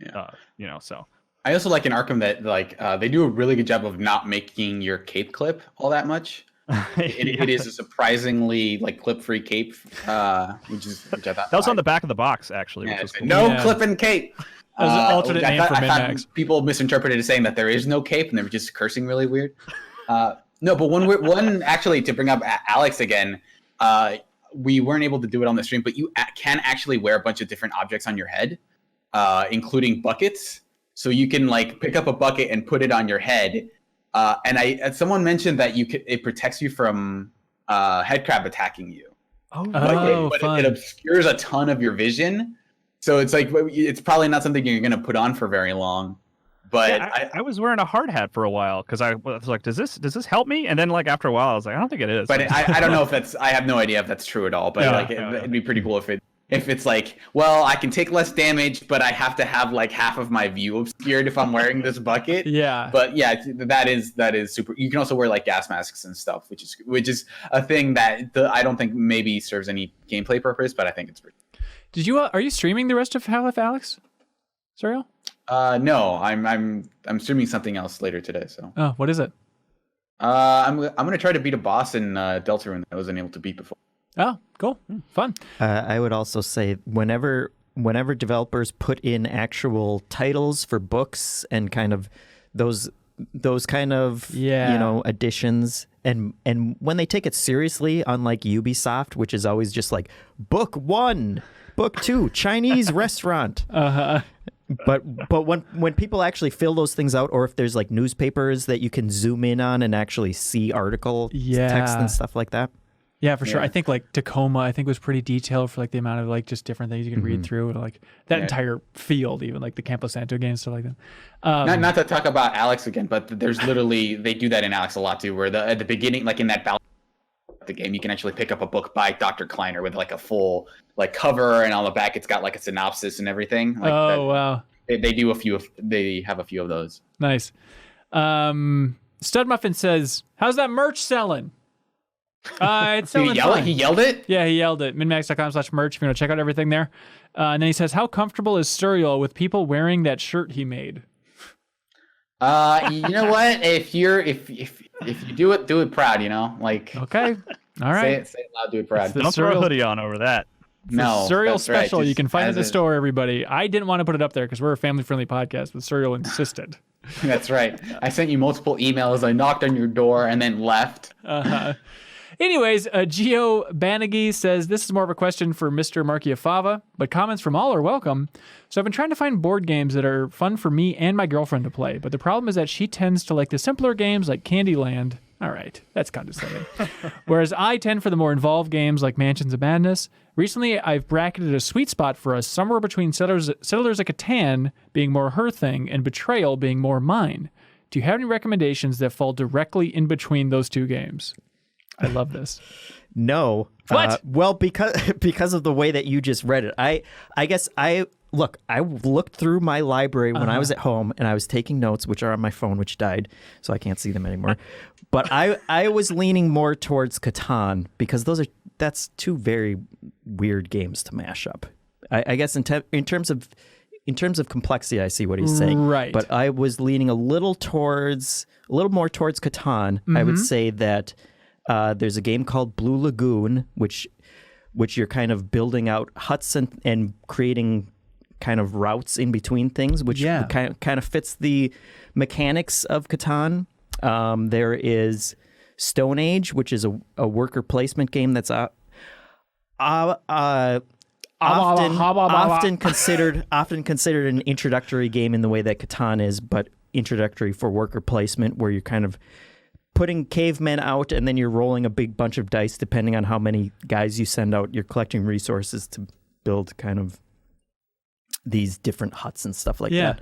And then there is a game called Tiny Towns, which you are basically collecting different cubes and putting them out almost like threes, if you can imagine. Oh, weird. And then once you get a specific layout, that will turn into a little building, which will score you points in different ways. It sounds exactly like Triple Town, the mobile game, but no relation. What is Triple Town? It's the best mobile game ever. It's not important. Okay. I was Well, thinking if Triple Town is anything like threes, then it kind of is. Yeah, it was before it, but yeah.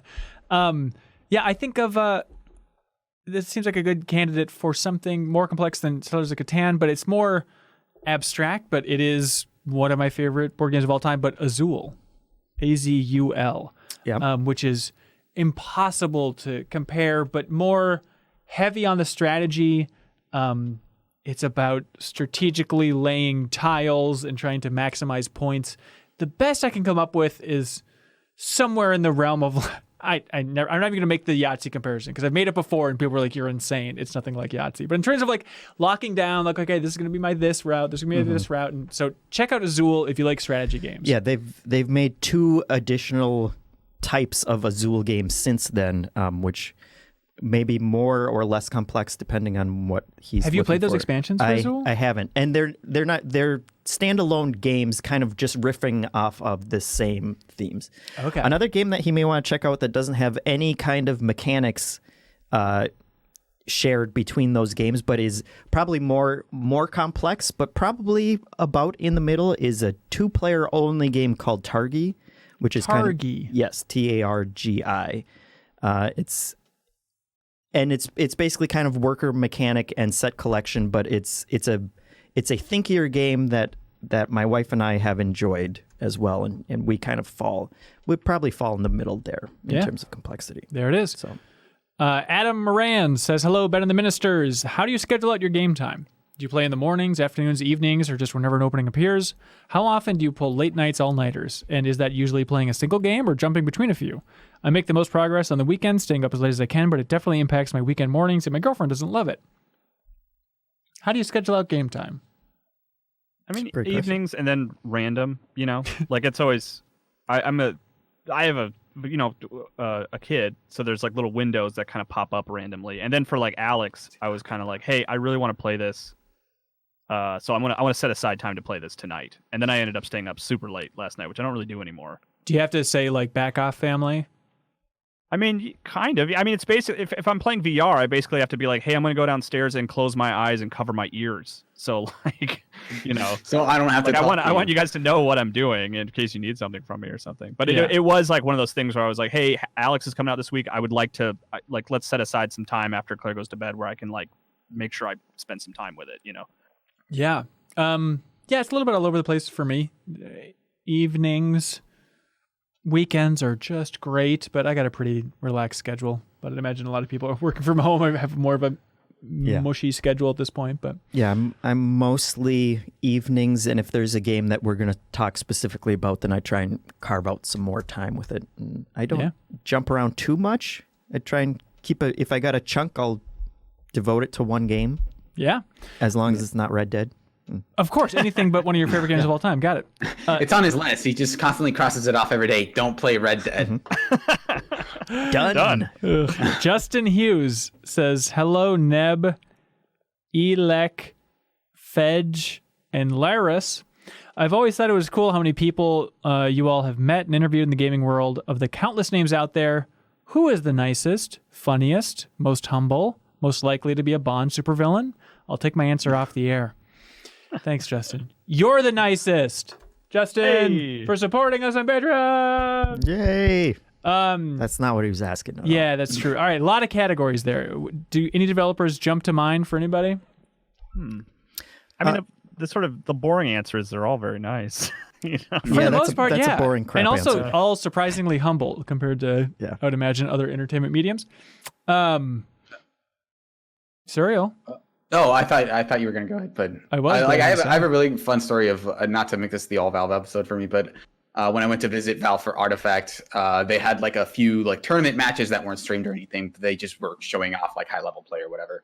And I just like sat down next to Brad Muir and we ended up talking about like Dota and Artifact and just like games in general for like 2 hours. It was like maybe my favorite conversation I've had with a developer so far. So sweet. Did he ever? And it was weird because I can't imagine that guy remembers my name at all whatsoever. But it was fun to just sit there and talk with him for a long time about just like really deep, like, well, how did you work out this specific mechanic of this? Well, we actually spent like a day or so on that trying to figure out this specific intricacy. It was like a really cool, like deep design kind of. Formerly of Double Fine, he was in plenty of those videos and stuff. Yeah. But so in those interviews for the launch of Half-Life Alyx, Gabe said that they're kind of revamping Artifact. That basically internally they're even calling it Artifact 2, but we'll see how it releases. What do you think about that?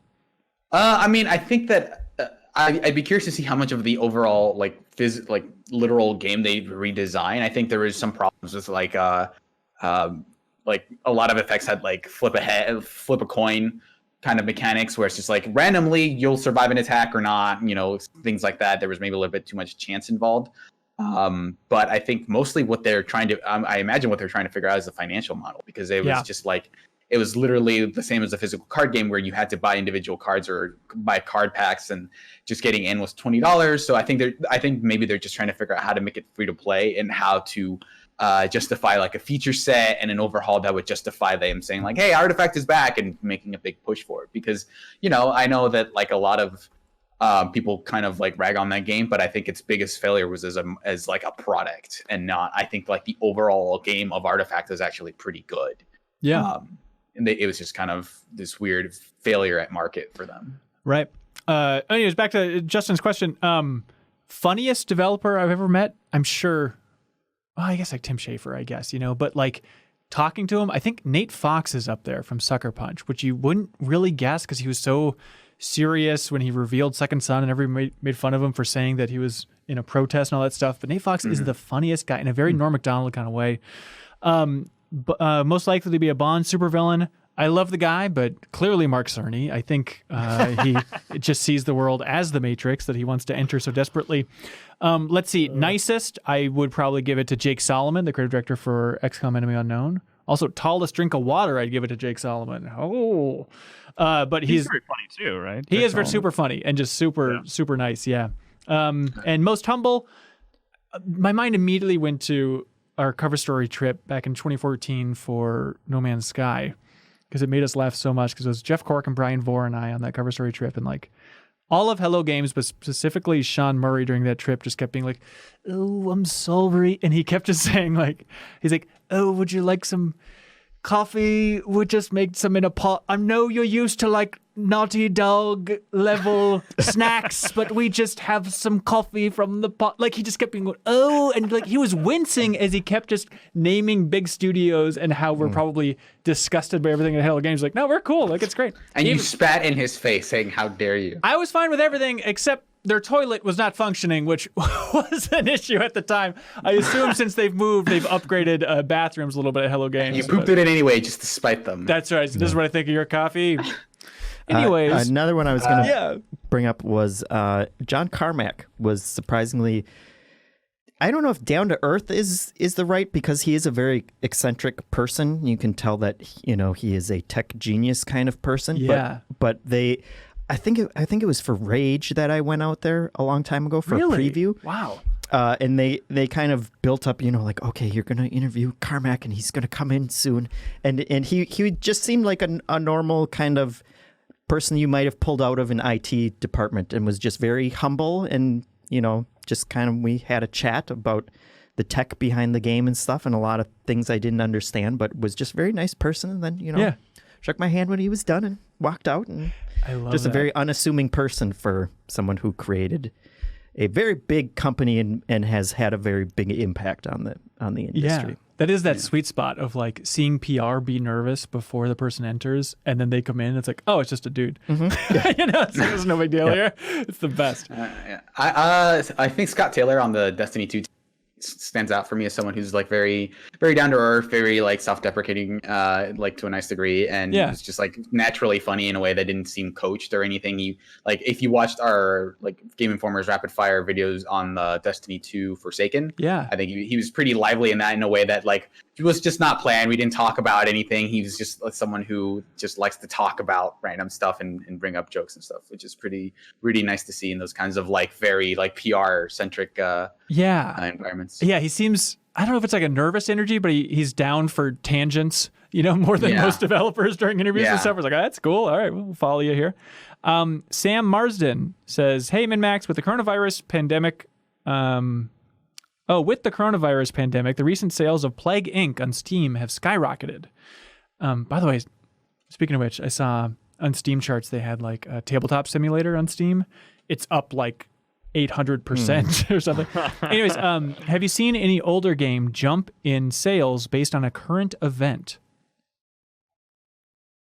No, I don't think so. Not that I not that I can, say here. that we can't point to numbers. Yeah. But I have this entire time I've been thinking I kind of want to play Pandemic, the board game, since this has happened. Something crazy is my girlfriend bought Pandemic Legacy, but bought it for us to play in like January. So we've been playing Pandemic Legacy together, just holed up in her apartment, and it is very weird. And of course you get like with Legacy versions, I don't know if you're familiar with this, but it's the one where it's like one-time use type of thing, where it's like an ongoing season and you rip up cards and you draw on the board and things change and stuff like that. So you get to like write the name of the viruses. So it's like, okay, well here's COVID-19. That's going to be yellow. And I don't want to spoil anything, but it eventually turns into creating basically zombies across the board. Oh, no. And so it's a bad look. You should tell people that, actually. Oh, okay. Well, that's what the podcast is for. But it turns out oh yeah. I was just gonna say, Witcher is kind of it's not like a political thing. You know what I mean? It wasn't because of some current event. Right. But when the show aired on Netflix, like, And that's right. Yeah. the sales like blew up all over again. Which Yeah, is that's true. kind of expected. Mark Ramirez says, hey, Ben in the quarantine-loving cohorts. Jeff Cork stopped by my island in Animal Crossing and dropped off some new fruit for me and my family. What's a real nice thing someone has done for you in a game? Journey is full of examples, Yeah. I think. I remember I wrote actually a blog about it at the time because it was right when Mass Effect 3 was going down and just like everyone was all angry about the ending of Mass Effect 3. And I was just like frustrated by how like just mean, I guess you could say, people were being about the end of Mass Effect. Like it had ruined their lives or something. And I remember being in that Right. state of mind and playing Journey, and this person with like a really long what is it called? The scarf, and who was white, which means that they like had played the game a ton, was just sort of like trying to pull me along, and like they showed me this secret like halfway through the game where they had elements of that game company's first game, which was Flow? like that 2D Flower? Flow. not flower, flow. There are flow elements flow, in yeah. Journey that you can find. Oh. And like someone had like just this random person who had clearly played Journey a lot was like, hey, come check this out. I'll show it to you. And I remember I remember like after being so frustrated with the way people were reacting to Mass Effect 3's ending, like experiencing that and just being like, man, there is like some really like there is like a community of nice people who aren't just like really angry about video games, like doing cool stuff like this. Yeah. Oh, that's great. Stephen Toth says, hey, I teach at a university and we had to move all of our instruction online. As I've been struggling through horrible audio and dropped video connections, I keep thinking to myself, is the era of digitally streaming games with things like Stadia and xCloud really here? I hope this is a wake-up call that the US's online infrastructure isn't that great. That's a fair point. Also worth noting, everybody's online. Fine. All the YouTube videos are going down to standard definition, so it'll fix it. Are they really doing that? Yep. I think I'd heard that at some point. Yeah. Okay. And I think Sony's, I think in Europe, is talking about like, we're gonna like try to measure out bandwidth or whatever to all our users to make sure that everyone can actually use our network. Right. Yeah, it's pretty wild. I mean, how's the internet been holding up for you guys? I tried to watch an episode of Seinfeld yesterday and couldn't. That's my story. That is a struggle. I noticed like Zencaster wasn't working. Otherwise, this podcast might have sounded better. It was really chugging, so I was scared to use it. But yeah, I haven't noticed too much. Okay. All right. But been lucky so far. Yeah. Joe Ninja says, hello, Minimus Maximus. It was announced that the Xbox Series X One controllers... All right, clearly the name's a problem because he's all over the place. But anyways, he says they'll use AA batteries by default. A lot of people seem to be upset by this and want Microsoft to switch to internal rechargeable batteries like Sony. Personally, I prefer this method specifically because I can buy a rechargeable battery pack and use that. This allows me to easily replace the battery pack if it goes bad, unlike PlayStation 4, which requires taking the controller apart. What do you choose? What do you prefer, batteries or rechargeable? This is a great question because I'm one of those people that hates the fact that they do standard batteries. Yeah. Because most people, and I applaud him for actually taking the step to get rechargeable packs, and I do that with my Xbox as well, the current one. Yeah. But you got to understand that most, 90% of people aren't going to do that, and they're just going to continue using AA batteries and throwing them away. And when you start doing the math on that, the Wii was the worst one because it was like 100 million Wiis, and each Wii controller used like 2 or 4 batteries or whatever, and everyone had 4 controllers, and once you start doing that math, it's absurd. Yes. And even when it's internally built, I get that they can go bad, over time. I haven't noticed that with my PS4 at this point. It still holds a charge, but you can always just get a long USB cable too, or even a short one and just plug it into a normal plug wherever you have it around. That's how I usually play them anyways. I think companies just have to take that into account, or they could just create a rechargeable pack and sell those with the controller. Yeah. Just have it come with it so that you can pull it out and replace them with other ones if you want. It is absurd. Yes. Yeah. Kyle, are you into this? I mean, no, I in terms of like gaming, like I like having batteries because if a controller dies and I need something quick right away, batteries are easier and it gives you an instantaneous like just full have charge. a large charging cable. Yeah, you can just plug it right in. You can do that with a controller that uses batteries too, though. You can just Yeah. plug your Xbox controller directly in the console, and it'll work like a wired controller. And in terms of just waste, like I'm totally with you. Like I have rechargeable batteries for my Xbox One controller, but like in terms of convenience, it's hard to deny batteries. Yeah, I've also had like if we want to way too many issues where I destroy the just started planet again. for convenience, then go ahead. Well, but like I think I the use other side of rechargeable the batteries. argument. I also use rechargeable batteries, and I feel like that is the ideal way. Like they should just sell rechargeable batteries with the Xbox Just controllers. make it- Like, Yeah. Jeff, and we can turn this TV off. We can remove them from the screen. Yeah. I have rechargeable batteries. I'm just saying. I can show you. But I you don't also have recognize that 90% of the people don't, and they're not Sure, going to do I- that. They're just going I, to use like, normal AA batteries. whether or not people I'm do it agreeing with you. is like separate from what is like my favorite and best solution. Like, Damn they it, ask us Kyle. our Why take, won't you not get on like, board with what this? is the best thing you could do, right? Jeff, Like, I'm sorry Kyle's attacking I you am like pro this. planet is It what is I'm trying to say. disgusting. I like the planet. Yeah. If you would have played personally, Final I Fantasy don't know. VII back in the day, you wouldn't be using these crazy energy sources that gonna- hurt our planet. I'm going to start a game of Pandemic Legacy, Yeah. and the virus is going to be called rechargeable AA batteries.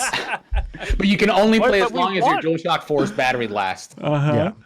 I thought we wanted rechargeable AA batteries. I thought that was the goal. Shut up, Hilliard. Shut up, Kyle. Phil S. says, hello. Well, current times have been pretty rough lately, so let's reminisce.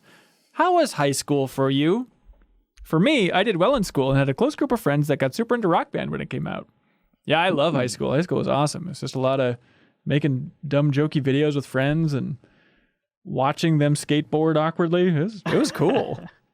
I pined after this woman for like years, and then I ended up dating her for like 6 years. I was like, yeah, that was cool. It all worked out. And then they told you can't date your teacher, so you were like, oh, okay. I don't think that's the definition of working I out. think a 6-year relationship is working out. Okay. I played in a band at the time that I was really into and enjoyed.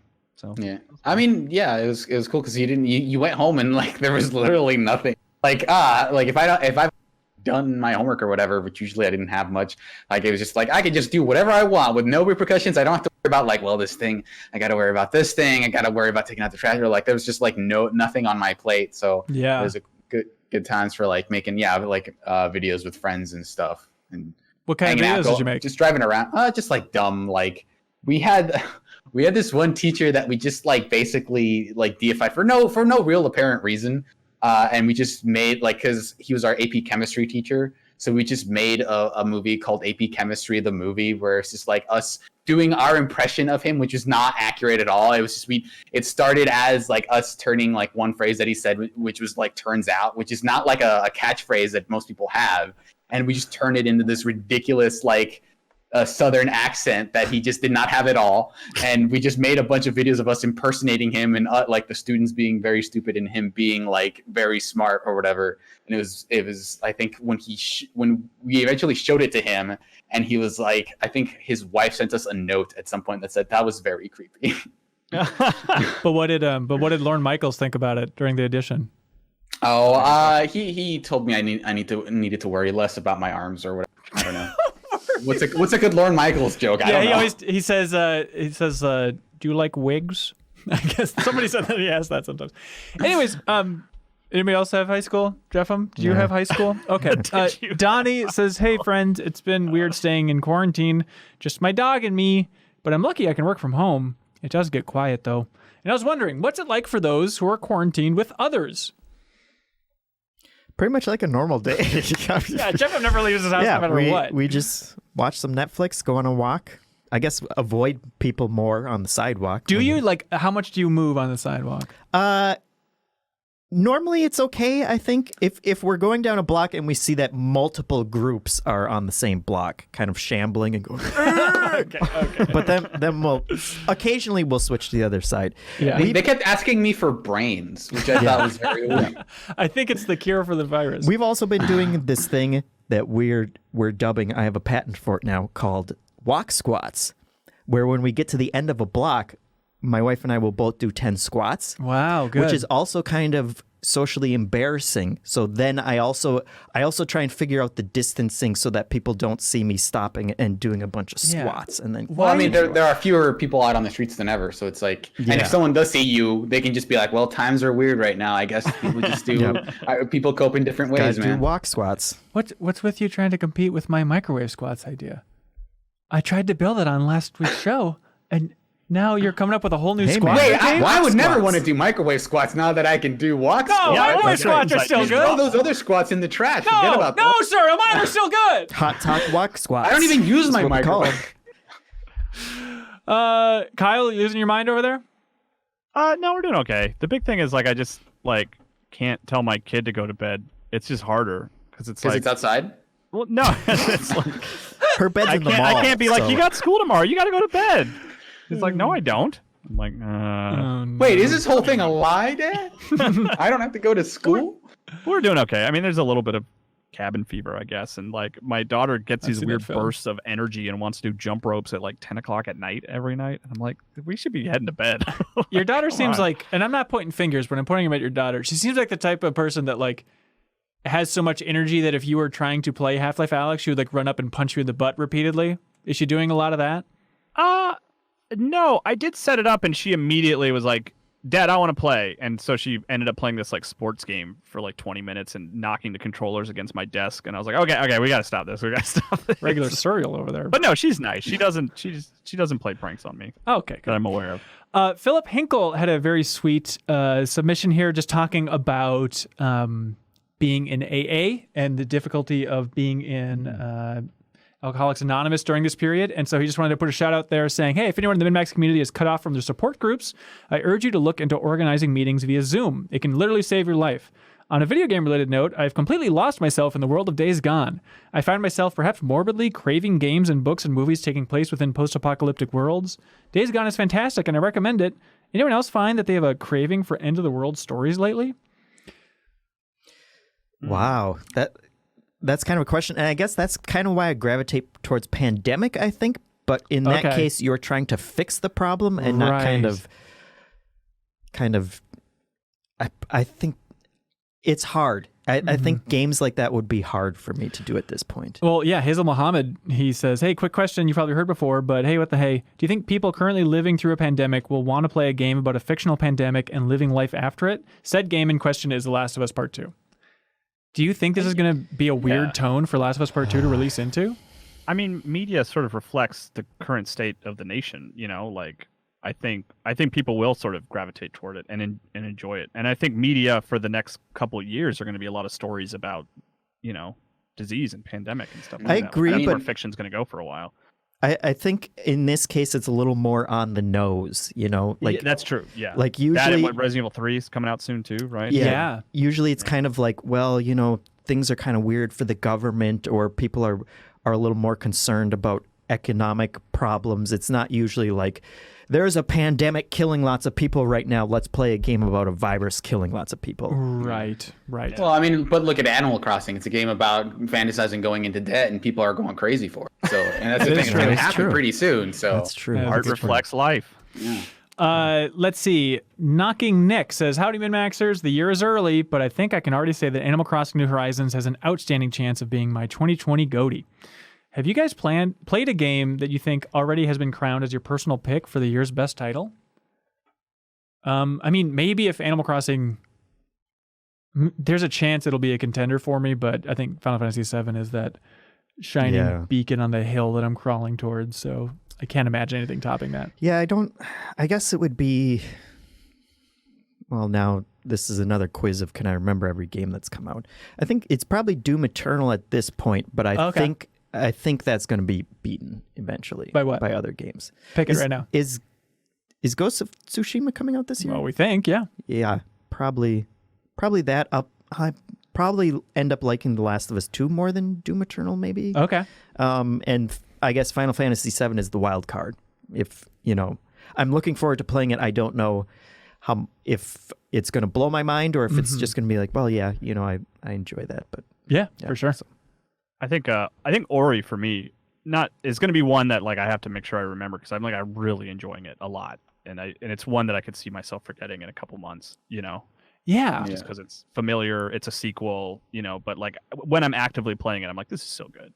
I'm shocked that you didn't say Half-Life Alyx. Yeah, I mean that I was thinking about that. Like, it'll certainly be a contender, but it's not game of the year for me. Yet. Wow. Okay. I think I like it just because I like Half-Life so much. If it were a non-Half-Life VR game, I think I would like it, but I don't think I would like it as much. Yeah. Like the Half-Life element is carrying a lot of the weight, which is fine because I love Half-Life and I want to play a Half-Life game. But for sure. Yeah. It's also weird that Valve had a perfect enemy for VR in the headcrab where I'm sure they had like a lot of high fives. It's like, wait a second, we've got head crabs, and then they all just high five. Eureka! Serial, how do you get those things off? Can you pull them off? Because I've been just like you can my chest. No, yeah, you can push them off, but it's kind of finicky. Okay. I think for shooting myself in the chest, like get out of me. Yeah, which is weird that you can do that. But I think for me, like Kentucky Route Zero is probably like my game of the year. Like, sure. Like barring any, I think Cyberpunk is probably the one most likely to dethrone it. But at this point, like it has its work cut out for it because I love Kentucky Route Zero so much that like as I was playing it, I thought like this is like maybe game of the year, probably on my favorites of all time for sure. Yeah. Oh, that's wild. Yeah, Kyle, I think we're joking around in Slack a little bit about how it is going to be a weird thing for talking about Game of the Year 2020 because there's absolutely going to be that passionate crowd like in larger, like, Game Informer and stuff. Although I don't know. I guess Leo will be that person over there now because he reviewed Half-Life, which is crazy. But like those voices are saying like, no, you idiots. I know no one else has played it, but it's clearly Half-Life Alyx. Like there's going to be that pocket at the end of the year, which is going to be fun to that's follow. kind of one of those repercussions of it being in VR. It's just like they're one of the biggest, even beyond having one, is just like, I don't want to put on a headset. Because like at the, for example, at the Game of Office, we had like 3 or 4 VR headsets. It's just like very rarely people would go in and demo stuff. Totally. It just seems like it was only like maybe once every few months people would be using those headsets. There's also that argument of, oh yeah, I mean it makes me physically nauseous to play it, but best game of the year. Yeah, I mean that's a fair. If that holds you back from playing it, then it's like, that's a major element of it, you know. Tyler Carver says, I'm currently playing through Sonic Forces on PlayStation 4 since it was free with PlayStation Plus, and I gotta say, this game is garbage. But I'm still nearing the end of the game. By the time you see this, I may have beaten the final boss, but it made me wonder, what was the last game you played that was objectively complete trash, but you found some kind of enjoyment out of it and continued to push through regardless? I recommend you check out MinnMax's YouTube channel for a little full Let's Play of Dirge of Cerberus : Final Fantasy VII, which I thought was a real hoot for the first 6.5 hours because my friend Grant was playing and he was just plowing ahead and we're just talking about Final Fantasy VII. It's part of the overall celebration of Final Fantasy VII. And then Grant got sick. Oh no. And so I had to pick up the controller 3/4 of the way through that game. And so our last stream was me actually playing it. And the fun twist was that I loved it. Like, it's not a good game, but like I really cheesed my way through like a bunch of fights and stuff. And I had a blast playing that solid 6.5 out of 10 back in 2006. So you can check out that video for that. But Yeah, I definitely played Detroit Become Human mostly out of spite by the end of it. Okay, there it is. Just because like I played some of it and I was like, I liked Heavy Rain, as much as the next guy. And then the more I played it, the more I was like, okay, the people specifically at our office really like this. I know that like the strongest argument you can have for or against the game is whether or not you've literally played it. Right. And I know that if I didn't do it, so no one would have like, well, you didn't finish it, so I don't know. So like I thought like when I go into this argument, I want to be able to say I played it, I finished it, and I hate it. Mm-hmm. So I definitely played the latter half of that game thinking like, so I can say that it sucks. And Jeff was able to say that without starting it, which is nice. Dave Yanity says, hello, friends. I'm a manager at a grocery store, which has been a particularly stressful job for the last few weeks. Trying to keep our shelves stocked and trying to help our customers feel comfortable in our store is difficult, physically and emotionally exhausting as well. MinnMax has been a consistent salvation for me. You all have been great in helping me decompress and laugh after some challenging days. Thank you, Dave Yanity. So, in honor of that, I've also invented a game for you called Did Duke Do That Dookie? Okay. Oh, no. Duke Nukem has spoken some pretty horrendous one-liners during his overlong existence. But can you tell from the following list which lines Duke Nukem has actually said? Brilliant. All right. You ready? Mm-hmm. Yeah, how you want to do this? Like we each take a turn All right, Jeff, guessing? Yep. Okay. you have to tell us, did Duke do that dookie? Okay. And do I have to say all these as John St. John? Yes, Okay. obviously. Yeah. Your ass is grass, and I've got the weed whacker. He did that, Dookie. Duke did that dookie. Yeah. Kyle Hilliard. Okay. Now you see me. Now you're dead. I kind of like that one, so I'm gonna guess that he didn't do that dookie. Duke did that dookie. Duke did that dookie. Serial. Take a hard look at the last hole you'll ever see. Duke did not do that dookie. Correct. Duke did not do that dookie. Yeah, that was a good one, though. We're just getting started. Uh-oh. Oh boy, Jeff, this is very easy, allies. Little pig, I'm losing my Duke. Okay, little pig, little pig, let me in, or I'll huff and I'll puff, and I'll kick your ass in. He didn't do that, Dookie? Duke did that Dookie. Oh, okay. Fair enough. Oh no, Kyle. Uh-oh. Your privates are about to enter the public domain. No, he didn't say that. He did not do that dookie. Okay, that's good, Serial though. Vasquez, I'm gonna butt punch the out of you. Duke did not do that dookie? Dick did not do that dookie! Congratulations! There you Way go. to go. Oh boy. All right, question of the week. What do you guys like? I like the I like Jacob's one about the search features we want. I think that's an interesting thinker. I like the PlayStation 1 era. I like the developer, our favorites, fitting those categories. I like whether the game of the year has already been released. What do y'all like? I like developer, I think. I do like developer. Yeah. Okay. Let's go with some positivity for developers. People we know. Yeah, it is true. Justin Hughes, congratulations. By the way, I just realized I'm 8-Bit doesn't ship out the ones we have at the table. There's no reason we're not opening up these vinyls. And like, look at this amazing art inside, you know? Yeah. So congratulations, Justin. I am 8-Bit will ship you out the Gang Beast soundtrack.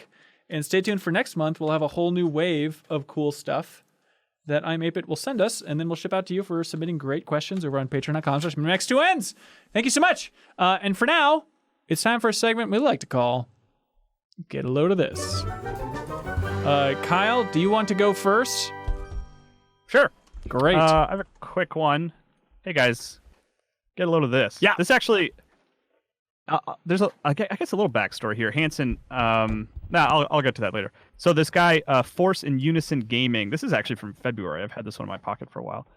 There was a picture of Reggie Fils-Aimé with a few other folks, and it said that his height was like 6'1", I think. Okay. And the guy tweeted, "Jesus, how tall is that guy?" Referring to Reggie Fils-Aimé. And then Reggie Fils-Aimé like pulled that tweet and commented on it and said, "Don't believe everything on Wikipedia. Real height is 6'2". I was 6'3", but shrunk with the burden of all the Mother 3 questions. All right. Isn't that weird? that happened physically to him? How dare people want Mother happened. 3? But I remember, I'm always like looking at his Twitter account because I think of something you said when he revealed, he's like, "I got this Twitter account. I've left Nintendo." And I think Hanson in the Game Informer Slack, you said something along the lines of like, "I will pay you $500,000 if he ever tweets anything interesting." So I'm always like, every time he tweets something that I like kind of raise an eyebrow at, I'm like, is that interesting? Does that get the $500,000 from Hanson? I don't think he has tweeted that. I don't think anyone has won $500,000. Although the interview he gave on the podcast, I would label that interesting. Yeah, that was good. I guess tweet that, though? interesting. He did not By tweet that. interesting, I think I mean just like controversial, opinionated. Not just like I certainly loved my time at Nintendo. Right. Yeah. Donkey Kong, he's a pal. All right, Jeffem. Hey, get a load of this. Yeah. Hey. You're just gonna have to watch this video yourself. Oh my God. Everyone who's watching it. Uh-huh. But it's called "Chinese Father Creates Death Stranding Suit to Protect His Baby from Coronavirus." And it's basically just a 3-minute clip that someone interviewed this guy showing off the absurd recreation of the Death Stranding suit with the little baby thing. I've seen like Halloween and cosplay versions of this, but this is apparently a functional one, but he's also just way too into it. And like he's put Umbrella Corporation stickers on it and everything. Okay. And then it shows him going out with this poor, portly little baby out, to like the playground with him strapped into his, funny Death Stranding suit. All those fluids. What a mess. Yeah. Is that a Mega 64 sketch? This is a real thing that someone did to their baby. Suriel Vasquez. So I've been enjoying Animal Crossing posts on Twitter as much as people have been actually enjoying Animal Crossing. Yeah. And so I guess that you can load up music in the game and the villagers will apparently sing along to it in their weird, like, monotone, like, kind of tone-pitched voices. Animalese. Yeah, and someone, I guess there's a KK metal song in the game, and I just want to load up what that sounds like when the villagers are singing it. So that's the song. Uh-huh. And this is the villager singing it. Is it as choppy in the game?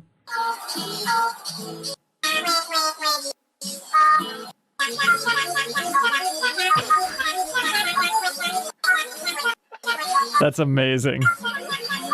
And you morons don't like Animal Crossing? There you go. Got to get it now. See, here's the thing is that, like, I don't have to find this content myself. People will just post it on Twitter, and I don't even have to play the game. Did you know that the Twitter.com website is just Animal Crossing tweets now? That's all Yeah, it that's is. true. Yeah, So, it like, is there's great. a filter that says, like, you know how you can filter out words? Yeah. You can reverse mute Animal Crossing, so that's the only thing you see on Oh, Twitter. that's very handy, yeah. Hey, everybody, get a load of this. On Wednesday, DualShockers, the site, posted a story with an interesting tease that apparently the wording of PlayStation exclusive has been removed from the official God of War website. So everyone is starting to speculate, does this mean it's going the route of Horizon Zero Dawn next and coming to PC? So like it's still up there, the official like only on PlayStation wording, still on Bloodborne's page, Days Gone's page, Spider-Man's page, Dreams' page, which is a bummer. But they've removed it from the official God of War website. Isn't that interesting? Like I never would have thought that God of War would be the next game if this is going to follow along some sort of timeline, that it would be the next game that could conceivably be coming to PC. But that'd be incredible. You know what game they should actually port to PC that I think a lot of people would get into is Astrobot.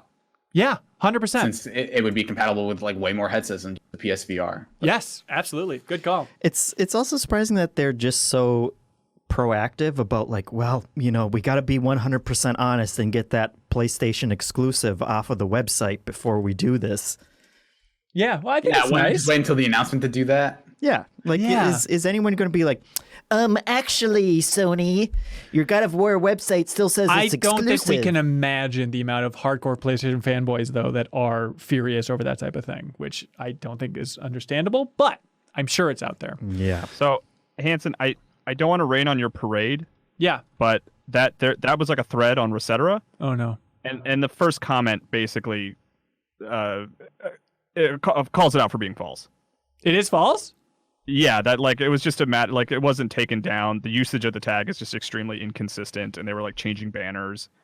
So I don't know how much we can really read into that. Get a load of this. Hanson sucks. No, I love Hanson. He does not suck. Okay. I just want to make sure we're fully. So Bob is the host of the podcast now. I think. Hey, everybody. Welcome to MinnMax. Let me break down the tiers that we have for Patreon. But now that being said, I still think like the point of it potentially coming to PC is like, it's still strong. You know what I mean? Yeah, regardless of like what potential Kyle, evidence is real or not real. Stop burning calories to defend me. It's gone, man. Yeah, it's gone.